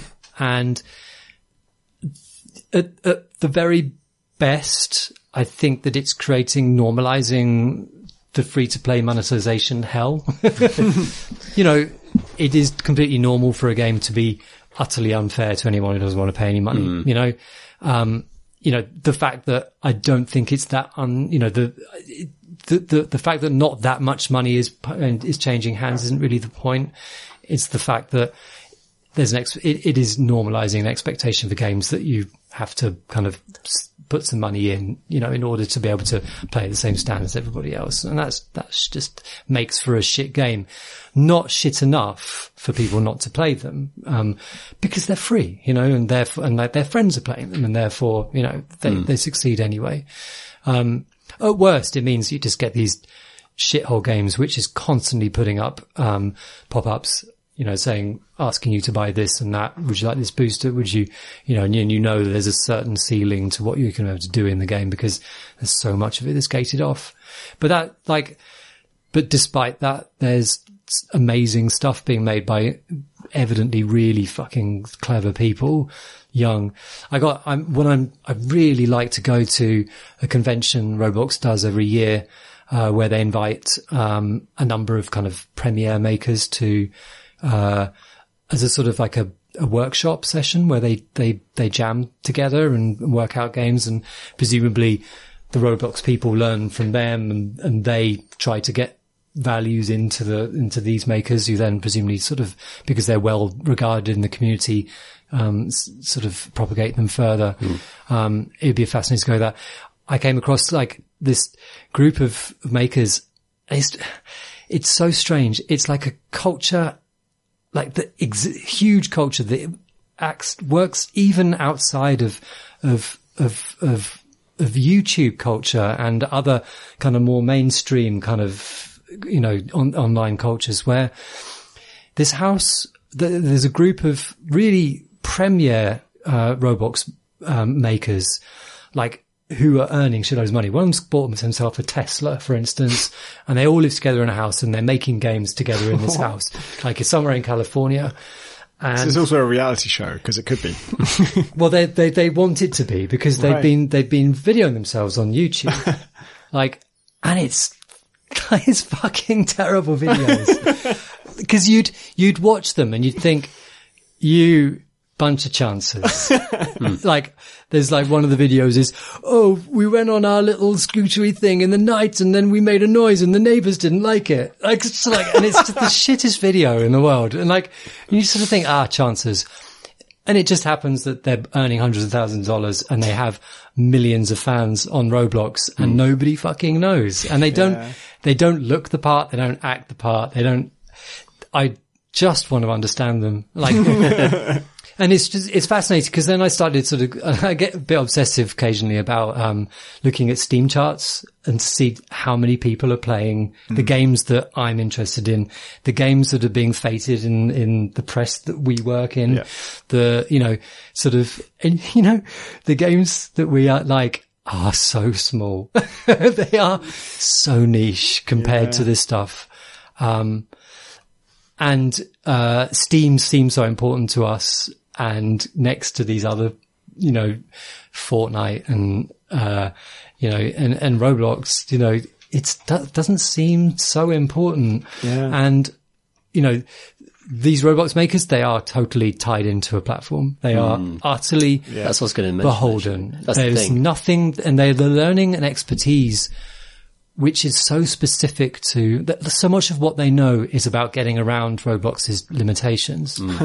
Obviously they know, they're learning frameworks for making amazing things, in freer environments. Yeah, in some ways, like if you're an accomplished Roblox developer and Roblox changes their algorithm or their monetization system and it screws you over, I feel like you're in a better position to go and do something that will make you money than if you are a YouTuber and YouTube fucks you over. Because from YouTube, you can go to Twitch and that's it. If Twitch doesn't support the kind of thing you do, then those are the only two things, as far as I know. I guess like Patreon, but then that's a lot harder and a very different proposition. Whereas like, if you know how to, like, it sounds like if you made a good game in Roblox, the game design side, at least, is something that you're good at. The game design they can probably programming, I can't imagine it's they a lot do harder. Scripting. Well, they seem scared. So like part of what I've been doing is based on interviews with them. I haven't been doing the interviews. Like it's been sort of, because it's just so much to do. And a lot of what they've been saying is like, what's become apparent through it is that the scripting system in Roblox is it helps you along a lot. And some of them have been trying to get into Unity and really finding it hard. Like, I can relate to that. I think, yes, I agree with, that as a platform compared to YouTube, whatever, I think they're in a way the skill better it position. teaches you is more adaptable. Yeah. But actually, now that you mention it, I suppose one limitation is that they're all used to making multiplayer games, and for their multiplayer games, there is this built-in audience. There's just a shitload of people playing this thing, and that's not true for indie games. In the wide world. You want to make a multiplayer indie game, it better be a fucking smash hit immediately. Also, you don't have to learn how to make like the technicality to making multiplayer. Yeah. They can assume that like the matchmaking and the getting people into game, they have to deal with latency issues, like it's evident that quite a few of them, the more ambitious games really struggle with trying to make, complex things happen, and they have to do very complex technical things to make it more playable. Like, is it all running on Roblox's servers? Yeah. I don't know. I don't know. If you make a game, you don't have to provide the servers, right? Yeah. That's provided for you. I wonder if these are the game developers of the future, etc., and maybe lots of people are coming up through similar kind of scenarios. Even if you're modding Minecraft and stuff, you're relying on Minecraft's infrastructure to actually make that stuff work. Yeah. Whether increasingly, third-party tools like Unity are going to have to provide that infrastructure in some way. And also actually like provide all the support tools. If people are going to increasingly expect that, then that's going to change what Unreal Engine needs to look like and what, Unity's going to need to look like in 10 years' time. Yeah. Yeah, I agree. I think that's a really interesting point. Yeah, like it's totally fascinating. And I mean, I do recommend just, like if you've got a couple of hours, like have a tinker around, look at the kind of the most popular games. Like it's instructive and you see the scale. And you're playing with tiny children and you can beat them really easily. Because they're often also, like, they're playing on mobiles and kind of Xboxes, and like a mouse and a keyboard on a good computer, like you're gonna fucking... So much what you said reminds me of like old Flash games and like similar kind of communities that are built up around particular creation tools. And Flash was always kind of crude compared to what we're used to now, but there was still like multiplayer games and just nonsense being made by kids on that. Yeah. And this sounds like a kind of more advanced version. Kind of into that. I think that's really cool. I mean, personally, like I think I look more fondly to the Flash kind of environment because it was so much open and freer. Like you could do what you weren't beholden to a single company. Sure. What Adobe was going to do what Adobe did, but like, Flash was sort of open beyond that. Whereas Roblox is very much in control of what it makes. Yeah. Shall we do some questions? Yeah. Sure. Yeah. Where should they come from? They come from Grudges this time. I'm going to start with the grudge. Yeah. This grudge comes from Duncan, who writes, "Hello. I have a grudge to submit. Sometimes in games there is nothing behind a waterfall." Thanks, Duncan, the Great and Wise of England. That does suck. When my son was very young, like maybe 3 or 4, I told him that he should always go behind a waterfall in a game. I thought you were going to say just in general. Has he tried to apply it in real life? He's drowned now. In real life, it's actually quite... D. In real life, it's actually quite rare for there to be something interesting behind the waterfall. And also, the waterfall itself carries a lot more force than it does in games. I love it in the game if you went behind the waterfall and it's just like a little NPC, and every time you go behind a waterfall, it's the same NPC, and it's like, what? Nope, still nothing here. You just come out in a waterfall in another game.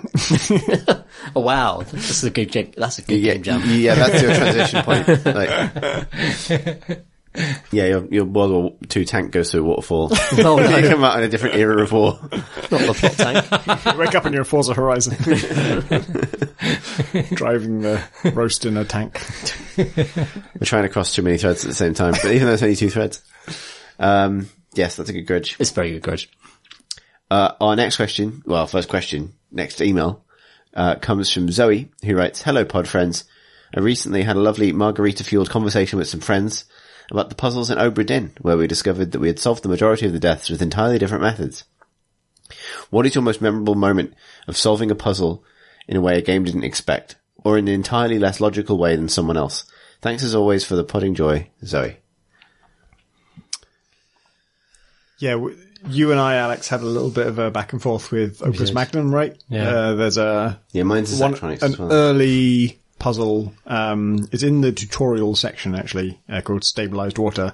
There's so much you can do to make it faster. Like the other methods of optimization to make it like smaller or cheaper or whatever are interesting, but you get to the optimal point pretty fast.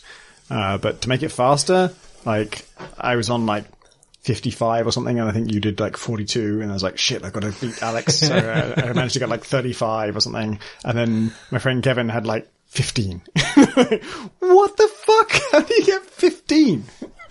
And yeah, just going through that process of like, it wasn't me coming up with the clever solution and then just, the game didn't expect. Like Zach actually, I get the impression from him that like he's watching people say like, oh my god, look at this crazy thing I discovered, and I'll send Zach a screenshot of this amazing thing that I discovered that he doesn't know about, and he's like, yeah, that's just how you play the game. Yeah, your 15 solution, that's just the obvious solution. He said to, like, I interviewed him about Exapunks, and I did ask him about like, you know, that, and he said, yeah, everybody does more or less the same thing. Which is like, I was playing Exapunks, and this was really early on, and I'm not a programmer at all, but I'm kind of interested in the thought processes, and that's why I like Exapunks. And I solved a puzzle, because it's like you're writing cut lines of code. It's a bit more, it feels more open. It isn't really, but it feels more open because you're writing text. Like text, you could put any letters down, you know. And so I wrote this program to do something or other, just put F over and over and over again. No one else has done that. But the program actually worked. There was one little thing that I just couldn't solve in it. I just didn't understand it. There was some little aspect to the programming I just didn't understand. And I couldn't work out what was gone wrong. So I looked at a YouTube video of that puzzle just to see whether somebody else. And I realized that the person had written line for line exactly the same procedure as me, except for he'd written the syntax or whatever in the right way around, you know, and like, but I found it amazing that two minds, like people that who had never met and never will, had given the same sort of like little paragraph of description and used and written out the same words, apart from the variable names, but like, you know, but even the variable names are really similar. Like, and it just felt this weird connection of kind of magical sort of connection of minds. You sort of think, shit, yeah, we're all humans. And like, it was quite a special moment. There's like a much less magical thing to say about this. Which is, sometimes I'm trying to solve a coding problem and you Google it and then you find, and someone's just spelled out the solution. Here is the 8 lines of code you write to do this. Like, one in, I think it was Gunpoint or maybe Heatsink Shade, like, I have 2 lines. I want to know if they cross. So I can give you the start coordinate of one, the end coordinate of one, and then the start coordinate of the other and the end coordinate of the other. Do they cross? Where do they cross? And there's just an algorithm. I Googled it and I found an algorithm for it. I'm like, do I credit this person? Yeah. Because they didn't invent it. They got it from somewhere else. Like, it's just, this is a known thing. It was invented like 100 years ago or more. I've heard people refer to this probably as 1,000 years ago. Excavating knowledge from, like, particularly in mathematical terms. I was just excavated that from just the facts of the universe. Yeah, it is a truth it's in a truth we universe, found. Yeah. You haven't invented it. It doesn't belong to you. It's just the truth of. It's like saying, I've invented this rock I found. The nice thing is that, at least my preferences for coding conventions, like directly contravene everybody else's in the universe. So no matter what code I'm using, I'm always going to change it like dramatically. Because I'm like, no, don't write that. Oh, God, why is your variable just called A? Call it something meaningful. Like, why is the bracket on that line? Put it on that line. Tom's arbitrary changes. I think this is also a Zachtronics thing, which is, well, my answer to this, which is, it's not so much that like, you know, I think I would necessarily surprise the creator of the game with my solution because I don't really think that's possible. I think the effect that I would seek to have specifically on Zachbot, that's what we're talking about here. It's like, How can we affect Zach? would be a sort of like despair as I've made a huge fucking mess. Like I think about Infinite Factory, because that was a game that allowed for, like, I've talked about the machine that makes benches forever by accident. But like, there's one of the missions in that it's a really clever idea. It has you like process trees, and you got like shred all the leaves off the trees, and like the trees are actually pretty massive, like, because it's blocks, but it's like they're pretty massive objects, quite complicated, and you've got to refine them into logs. And I trust that there are intelligent people in the world who have created an elegant way of doing this. But I had just created like a kind of bespoke saw hell, like custom designed to specifically like render the least efficient log at the maximum loss of tree. Like it was like, you know, whatever like the size of the log needed to be, there's some central core of the tree that I would just sort of like strip with like conveyor belts and things that would punt it around inside this shaker until like a tiny sliver of wood came out. And it was deeply inefficient. And obviously maybe he anticipates that people would do that, but because it is technically a solution to the puzzle. But it's so against the spirit of the thing that I think it might offend someone, maybe him, and that is satisfying in some way. Yeah. Kind of one thing I wanted around Planet Opus Magnum is like there's a graph for fewer cycles, there's a graph for least space, there's a graph for cost, but you're only ever optimizing for one thing, and everything else is 100% irrelevant. If you want to get lower cycles, it doesn't matter how much money you spend, it doesn't matter how much space you take, 100% irrelevant. There's no advantage to making it smaller, there's no advantage to making it cheaper. And I always kind of wanted like at least one mode where it's kind of a balance. And I also thought you could kind of change it per puzzle. So like this puzzle, it's kind of interesting if you like make cycles a priority, but the other things are also important. And on this puzzle, it's actually more interesting if you make size a priority and the other things are kind of important. But you could also, that would be kind of interesting. But then also if you want to just make players feel good, like whatever solution they do, you just pick a balance of like, oh, we're going to say that because you used very little space, we're going to say space is super important. And your next most efficient thing was, cost. And we'll say that's second most important. And then cycles is less important. And here's your combined score for that. And your friends actually didn't beat you. So if they want to beat you, they can try this. But, like you could cherry pick it so that whatever the player did, you kind of find ways to make that give them credit for it. Like, oh, well done. You did this in a really cool way. Yeah, that's a nice idea. I like the prizes for everything. Yeah. Millennial. Seems like Opus Magnum. you really spent a lot of time on this. Well done for putting so much effort in. That doesn't even solve the... You solved your own puzzle. Good for you. In Gunpoint, if you take a really long time over a level, we call it thoughtful rather than slow. Well done for thinking this through really thoroughly. Good job. You got a phone call. Our next question comes from Sparrow, who writes, I recently saw Adam Jensen at a coffee shop and was not surprised in the slightest to learn that his preferred frappe size is venti. Yeah. I didn't get this. I had to have it explained to me. There is an additional Adam Jensen joke, but I'm not giving you two. You don't get two. You have to pick one. That one was too much already. Favorite shout-outs in games is the question. Having just played through its first few levels, I quite enjoyed the reference to Sonic at the beginning of Bayonetta and how it slyly hints at the importance of flow, unimpeded momentum, and archaic mechanics like level scoring systems. A rabbit hole that leads to thoughts about tradition and rebelling against a past one is tethered to. Themes of the game so far, Jesus Christ, this sentence. The themes of the game so far seems to explore both mechanically and narratively. It's also a very silly shout-out, of course. I liked how Crosscode handles its shout-outs as well, mostly relegating these to the flavor text of random drops. Said flavor text can be safely ignored, so the references avoid becoming obnoxious and in your face. Thanks for the wonderful pods about your adventures in gaming. Ooh. So we read this in the break and I said, I hate shout-outs and crossovers and I'm against them and I think Smash Brothers is a travesty. Even though I've never played it, but also it wouldn't help me much to play it because I also don't play any of the games that it involves. So it has no no cachet with me we've for that. gotta do but then a as video. I said that, Chris seemed to suggest so a counterpoint to this. Yeah, Right. So, like, I didn't really necessarily have an answer to this until Tom had an answer for it. And I think that answer, not that I don't think you're right in principle, I think you're wrong for yourself. I don't think you think that. What do I like? Here's why. Because, what all a crossover is when law meets other law. And you don't care about law. You just want to get straight to the mechanics. So why does it matter that Sonic is hanging out with, I don't know, Solid Snake and Kirby? I don't care about either of those two characters, but so I've had there are a lot of indie games actually that sort of aim to be the Smash Brothers of indie. Like, we're going to make a beat 'em up and it's going to have characters from like Super Meat Boy and Braid and some of those people have come to me and said, hey, can we have Gunpoint in it? Apparently I once said yes to this at breakfast at GDC Europe. I had to hastily withdraw. They send a follow-up email like a few weeks later saying, oh, thanks for agreeing to this. Like, here's what we're planning. I'm like, oh, fuck, I didn't want to do that. Shit, what did I say? I'm sorry. No, I didn't mean to say yes to that. It was Firewatch, wasn't it? Yeah.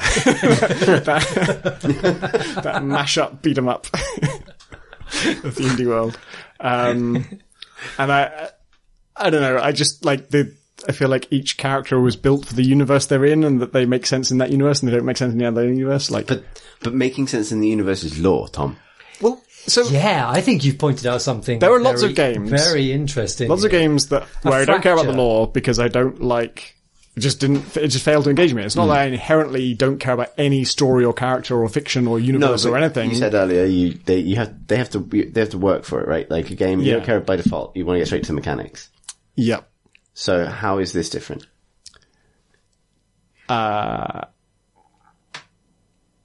So I still care about the characters and the world, but I'm often not invested in your particular character and world if you're presenting a game to me that has not yet sold me on why the game is interesting. Well, once the game is interesting, I do care about those things. So like, with games I like, I do care about the characters and the world and the fiction. And if you, like, I don't know, let me think of an example where it would be really, really offensive. Like, I actually kind of bristled a bit about having like Dragon Age armor in Mass Effect. I'm like, oh, yeah, really? Come on. And like, I didn't read the codex entries for either of those games, but I was invested in the characters and the world, and having them cross in that way was offensive to me. It was like, but this isn't a medieval game. Like, Dragon Age doesn't exist in this universe. Don't pretend it. Yeah, when you do that, all I hear is franchises. I just, like, the fiction is broken. Now I'm just saying your franchise A and franchise B. They did try and play to that because it was supposed to be like this stylized armor for an Earth space football team themed around dragons. That was literally the fiction for the Dragon Age armor in Mass Effect. The fact that you have to make it up is laboured. Like, it was like the Toronto Dragons or something. Or the Edmonton Dragons, because where BioWare's based. Yeah. Did you all see Guybrush Threepwood appear in that Star Wars game? With a what? Looking very sad in the rain with a lightsaber. What Star Wars game? It really happened. It was the second. I can't remember what the series was even called. It was the second of the kind of third-person action game where you Star Killer one. Star Wars Unleashed 2, Force I think. Unleashed. Force Unleashed, yeah. Force Unleashed, that's right. Yeah, Force Unleashed 2.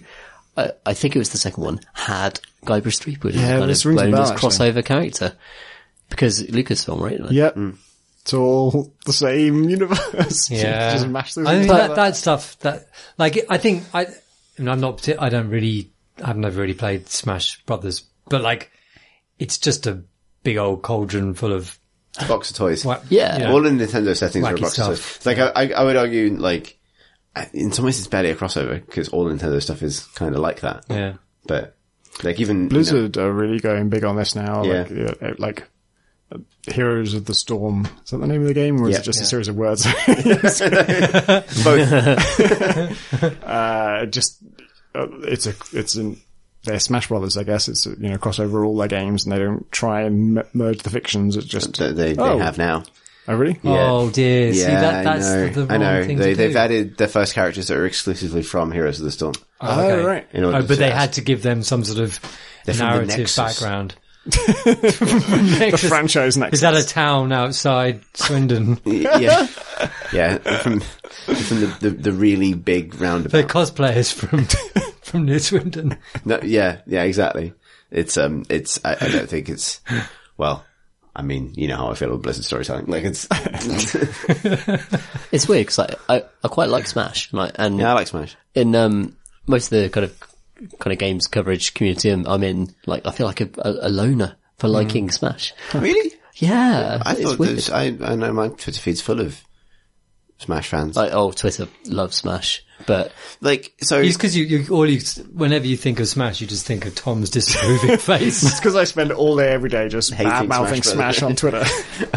Like, fucking Tom, Smash. did you watch? Mario does not belong in the same universe as that person from Animal Crossing whose name I can't remember because I never played it, or Mario. I think for two different reasons, you would genuinely enjoy the most recent Smash Bros. Trailer where everyone dies. It's amazing. It's absolutely amazing. Did you see this? No. It's fucking incredible. Yeah, it's like, honest to God, like, no one is having more fun than that team.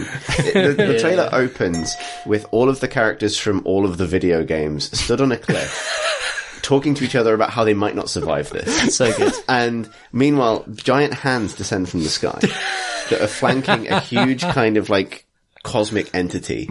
The hands disintegrate, turn into rainbow lasers that chase and incinerate every single beloved character at once.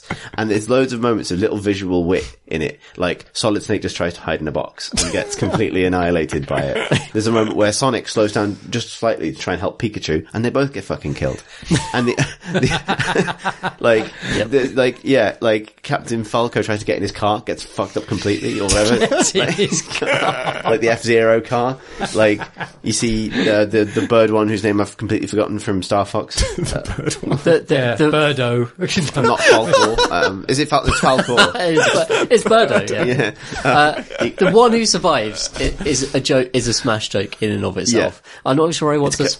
There's one of them who survives, and then it breaks into song as that character picks themselves up and looks over the blasted wilderness of what's become of the world. This is real, everyone. This is real. This is not a dream. It's one of the best video game trailers ever made, and it is only. I think possible. I know it survives now because of the memes. Yeah. That interesting. I actually wish we could stop the podcast so I could show you that trailer now.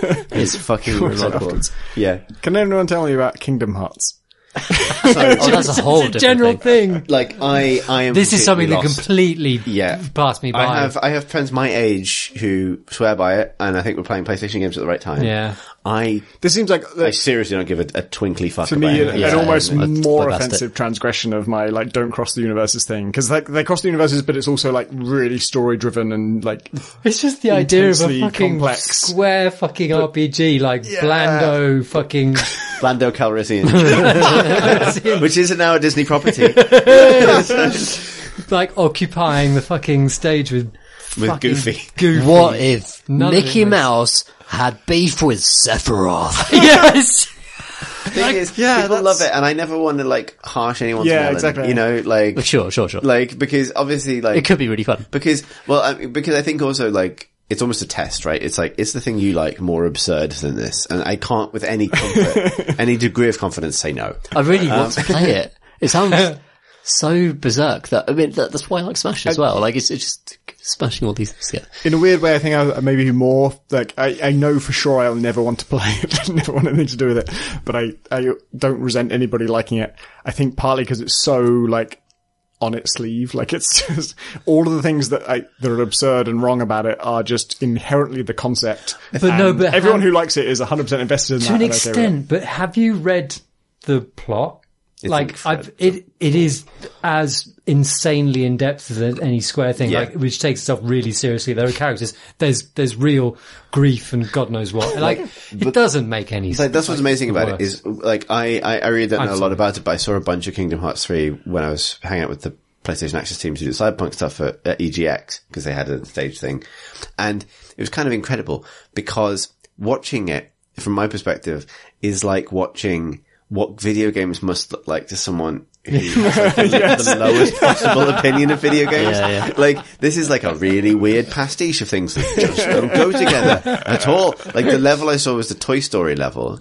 And so it's like edgy square characters in long coats and Goofy and Mickey Mouse talking to Woody and Buzz and like, it's actual Tom Hanks or something, you know what I mean? Like, and it's like, and the fucking dinosaur from Toy Story comes along and goes like, well, the parademons went that way. And you're like, what the fuck? Like, and maybe that was goofy, you know what I mean? And it's like, and then they have to find the parademons, but then like Elsa and Thingy from Frozen are there.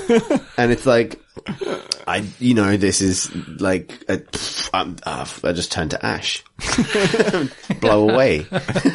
There is a counter question here though. Like, who would be in PC Smash?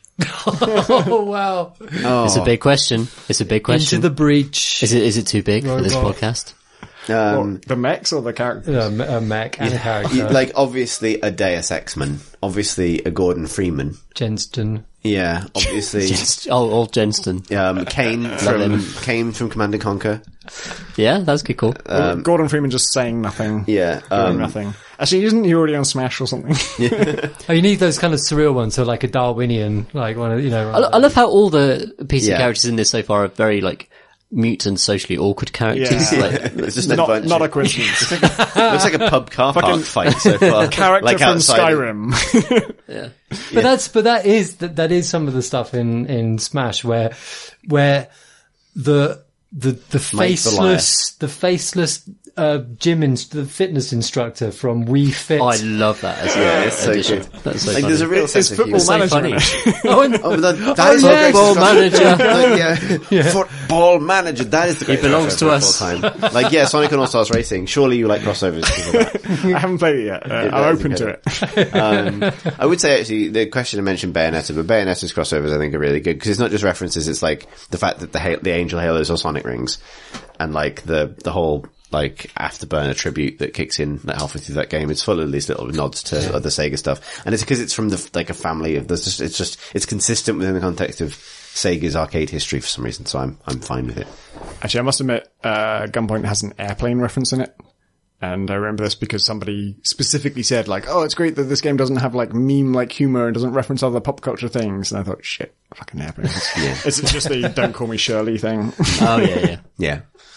I struggle with this a bit with Hackman because I genuinely I don't like sort of pop culture, like, so I think maybe that's the hair I split is I like crossovers in terms of characters, but when it's like, that's a deliberate thing, you can have fun with it. I think it can be quite cool. Like, there's lots of opportunities for wit. I'm not a big fan of like just dumping lots of things, from movies into something. Like, here's the thing you like recognise. Scattershot. Like, if there's a theme even if the theme is mad, like Smash Brothers is just characters from video games, and that's really broad, but like if there's a theme, that's fine. So with Hackman, I tried to like undo a lot of it and give it a more specific kind of voice. Because when I first came to it, it was, and not in a bad way, but it was like, because it was supposed to be this sort of weird composite kind of internet of the future full of everything that's been on the internet. It would naturally have all of that stuff. And lots of references to like 90s hacking movies and things, which makes sense. But there was I kind of wanted to help steer it away from, like, to allow it to have its own jokes, basically, like, rather than, which it did, but like to draw more attention to like, oh, these are our ones and this is our thing, rather than just like hacking the Gibson. I would say if anyone listening has ideas for PC Smash, please email them in. And I think like Corvo and Emily as kind of a dual character would be pretty fucking sweet in PC Smash. Yeah, but it's just all. I mean, what we're talking about really is like immersive Sim Smash at the moment. Immersive Sim Smash. I'll take it. I will play as Andrew Ryan. Golf club. With a golf club. Yeah, exactly. Which is basically the multiplayer mode for BioShock. It is. If anyone remembers, there was amazingly, there was a golf club mode where everyone ran around with golf clubs. That's extraordinary. That was the peak of that series, if you ask me. I didn't know about that. Yep. I think I did an article, I think I was doing the website for PC Gamer at the time, which is like part of computervideogames.com, and I did an article just admitting video games are beyond parody. I can't think of anything dumber than this. It happened. I'm trying to think of us, like, because we really have, in terms of PC Smash, we've really stuck to the shooter legacy there to some extent. I'm trying to think if there's other, like, specific standouts. A sim. Probably a sim. Yeah. You'd have Minsk and Boo. Kane from CNC. Yeah. You'd have Minsk and Boo would be like kind of projectile thing you throw at people. Yeah. Kane versus Arthas I would watch, actually. Yeah. Yeah. That would settle the CNC versus Warcraft. The ham off. Like, half this is going on like Frostmourne and CNC. No, that's literally, that is just like a speed eating competition. It's just they're eating scenery. Like, that's the... Imagine if you could play Shodan, who's just in the code. Yeah. Yeah, I think Shodan's a level. Break the level. Yeah. I think Shodan's a level, not a character necessarily. Oh, it should be. GLaDOS would be a good one. Or just a companion cube. A good level, basically. A good portal if it's level. Chell, then you can make the portals. And that's true, yeah. It's probably good Chell. Yeah, that makes more sense. Yeah, it does make more sense than the thing I said. An IL-2 Sturmovik from IL-2. Actually, yeah, that's where it gets good. Is like just hello, I'm a plane. The farming simulator tractor. Yes. Oh, that's yes. We're getting into it now. That's the It's more like it. A Willy from Rust or Conan. What's the German bus simulator? Omnibus simulator. Like the bendy bus from OMSI. Just lands on people. Yeah. Lands on Gordon Freeman, who says nothing in response. Exactly. Just a really, really polluting HGV from what is it called? Not Bus Simulator. That's the city from SimCity. the whole city. Gandhi from Civilization. Who fires nukes. As his basic attack. Alright, this game needs to be made. Wow, imagine the licenses you're going to have to Omnibus versus... Very good. Versus Corvo. That's good. Yeah, nailed it. Good. Our final question of the evening comes from Emil, who writes, hi guys, this question is primarily for Tom Francis, but it would of course be interesting to hear each of your opinions on this. Thanks. Cool, we'll find out. A lot of immersive sims have a couple of cool powers or spells or gear, depending on the fiction, that have some sort of cost attached to them because it would be overpowered to use them all the time. An example is how you have to refill your power juice bar in Dishonored and Bioshock by using consumables. My question is, what do you think is the best way to refill your power juice? Consumables, self-recharging, etc. And then they say that personally, when they play Dishonored, they feel, that the old kind of choice anxiety about whether to spend or save power-ups, and the tension between that and defend that Death of the Outsider's recharging system. And he does add, this worked wonderfully in Heat Signature, by the way, with some gear being one-offs, some recharged every mission, and some self-charging, which is true, but I do like the choice to explain that to you, Tom. And that's from Emil. Thank you very much, Emil.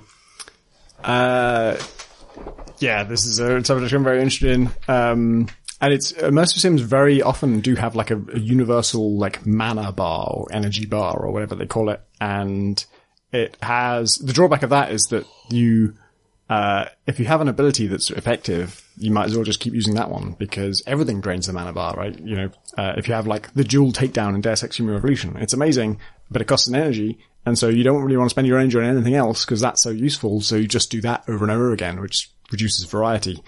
And so I actually think it's better to have individual cooldowns so that each ability can't be used, repeatedly in a row. But if you switch between them, then each thing has its own cooldown, so you can keep doing that sustainably. If you can do that limitlessly, then you can just have like a killer combo where like this ability works right after that one, and their cooldowns sync up so that you can just keep using those two forever. So it does make sense to have some kind of universal resource. I actually think like Diablo 3 sets up a good model for this, where you have like some abilities that build your resource and some abilities that consume it. And so the ones that consume it are obviously more powerful. The ones that build it, like when I first played Diablo 3, it's hard to kind of think back that far now, but it was bizarre to think I have this ability like, electrocutes like 5 people and it builds my mana. This doesn't, not only does it not cost me any mana, it gains me mana, and then I spend that mana on other stuff, which seems like too good to be true at first. And then you realize like, oh no, the other stuff is even better. Yeah. And this is like the pattern I go through now. I cast this one to charge that one. And actually, closer to the immersive sim genre, some of the Splinter Cell games do this. Like, if you do enough melee takedowns, that charges your, not your pistol exactly, but your ability to, like, mark, like, 7 people with your pistol and shoot them all at once. He just can't get it. He can't get it out if he hasn't snapped a neck. I don't feel good enough about myself until I've murdered a few people. That's something later. If I can't even break a guy's neck, how am I going to shoot them with a pistol? I just don't feel I can do it. He's got to build up to it. He likes to eat the veg before having the meat and spud, if you know what I mean. Like, it lacks in gameplay logic, I'll give you that. Or fictional logic, I guess. He's just itching to snap a neck, and then he's cool. Then he's cool for a couple of minutes. He's got at least one in him after that. So that is partly why heat signatures does not have a mana resource, and the items used don't consume anything that they share. But I'm aware I've already set off the Chris Thurston humblebrag alarm in 2 podcasts. So I'll focus on a negative of heat signature, which is... Sorry, I feel like I picked on you with that. In heat signature, I thought that, we can just do it with items. Like, they will just, instead of you gaining an ability and being able to reuse that limitlessly, which is the cool thing in Deus Ex and Dishonored and stuff, it can just be an item and the item self-charges. And self-charges items are, more exciting to find than like a rechargeable item because it's limitless. But I thought in my head, like, there's no reason for it to be an ability. It can just be an item, and that's cool. That's just as good as it being an ability. I actually don't think in practice it felt that way. It is cool to have a self-charging item, but it's not as good as, like, putting a skill point into your character, just being able to do that forever. There's something about that is like, I am changing who I am in this world. This is my role. I'm defining who this character is. Whereas when you pick up like a self-charging swapper in heat signature, you're not really making that kind of permanent commitment. You're just saying like, I'm carrying this item. It's a cool item. It's great. And it's very powerful. If I find a better one, I'll replace it. And that is somehow fundamentally different, even to games where like you put the point into the skill and then later you can respec it for a trivial cost. Like technically that's another game where you can just change your skills out and they're not permanent. But the fact that it's called a skill and the fact that you're putting a skill point into it and you're customizing your character in some way has a different feel to it than just picking up an item. And so I underestimated the importance of that, I think. But now I think you're being too modest, if anything. God, I can't win. It's interesting that John Che was talking about. So in Void Bastards, the idea is that ammo is scarce and is an attempt to make players swap out what they use, like not get to, overuse one particular thing they like, try to experiment and use the items they get across the board. And, it's kind of in response partly to the BioShock system, which had one mana system, which provided everything. If you liked Electrobolt, there was the game gave you no reason ever to not just use that. And once you'd sunk points in upgrading it, you had even less reason to use it. Exactly. Yeah. So you sort of, as soon as you sort of allow people to invest, like give, solely invest in one thing, then that's a bit crap. I think there's, this is quite a pedantic point, but UI is a massive part of how these systems interact, like particularly. And, so in Diablo, you do have this dual system of cooldowns plus a resource that some of these cooldowns are going to suck from and some of them are not, and how that's presented has a massive effect on how the abilities feel and how complicated or awkward it feels. So if you have an ability that recharges every so often, and it pops into the bottom of your screen and flashes, and it's back, and you can use it, that feels good. But I've been playing playing Diablo on Switch recently, and Diablo on Switch really struggles with this, where the UI on Switch is just so inefficient compared to how it's presented to you on a larger screen with Diablo on PC. And you find yourself just kind of mashing buttons randomly, kind of hoping for things to be recharged.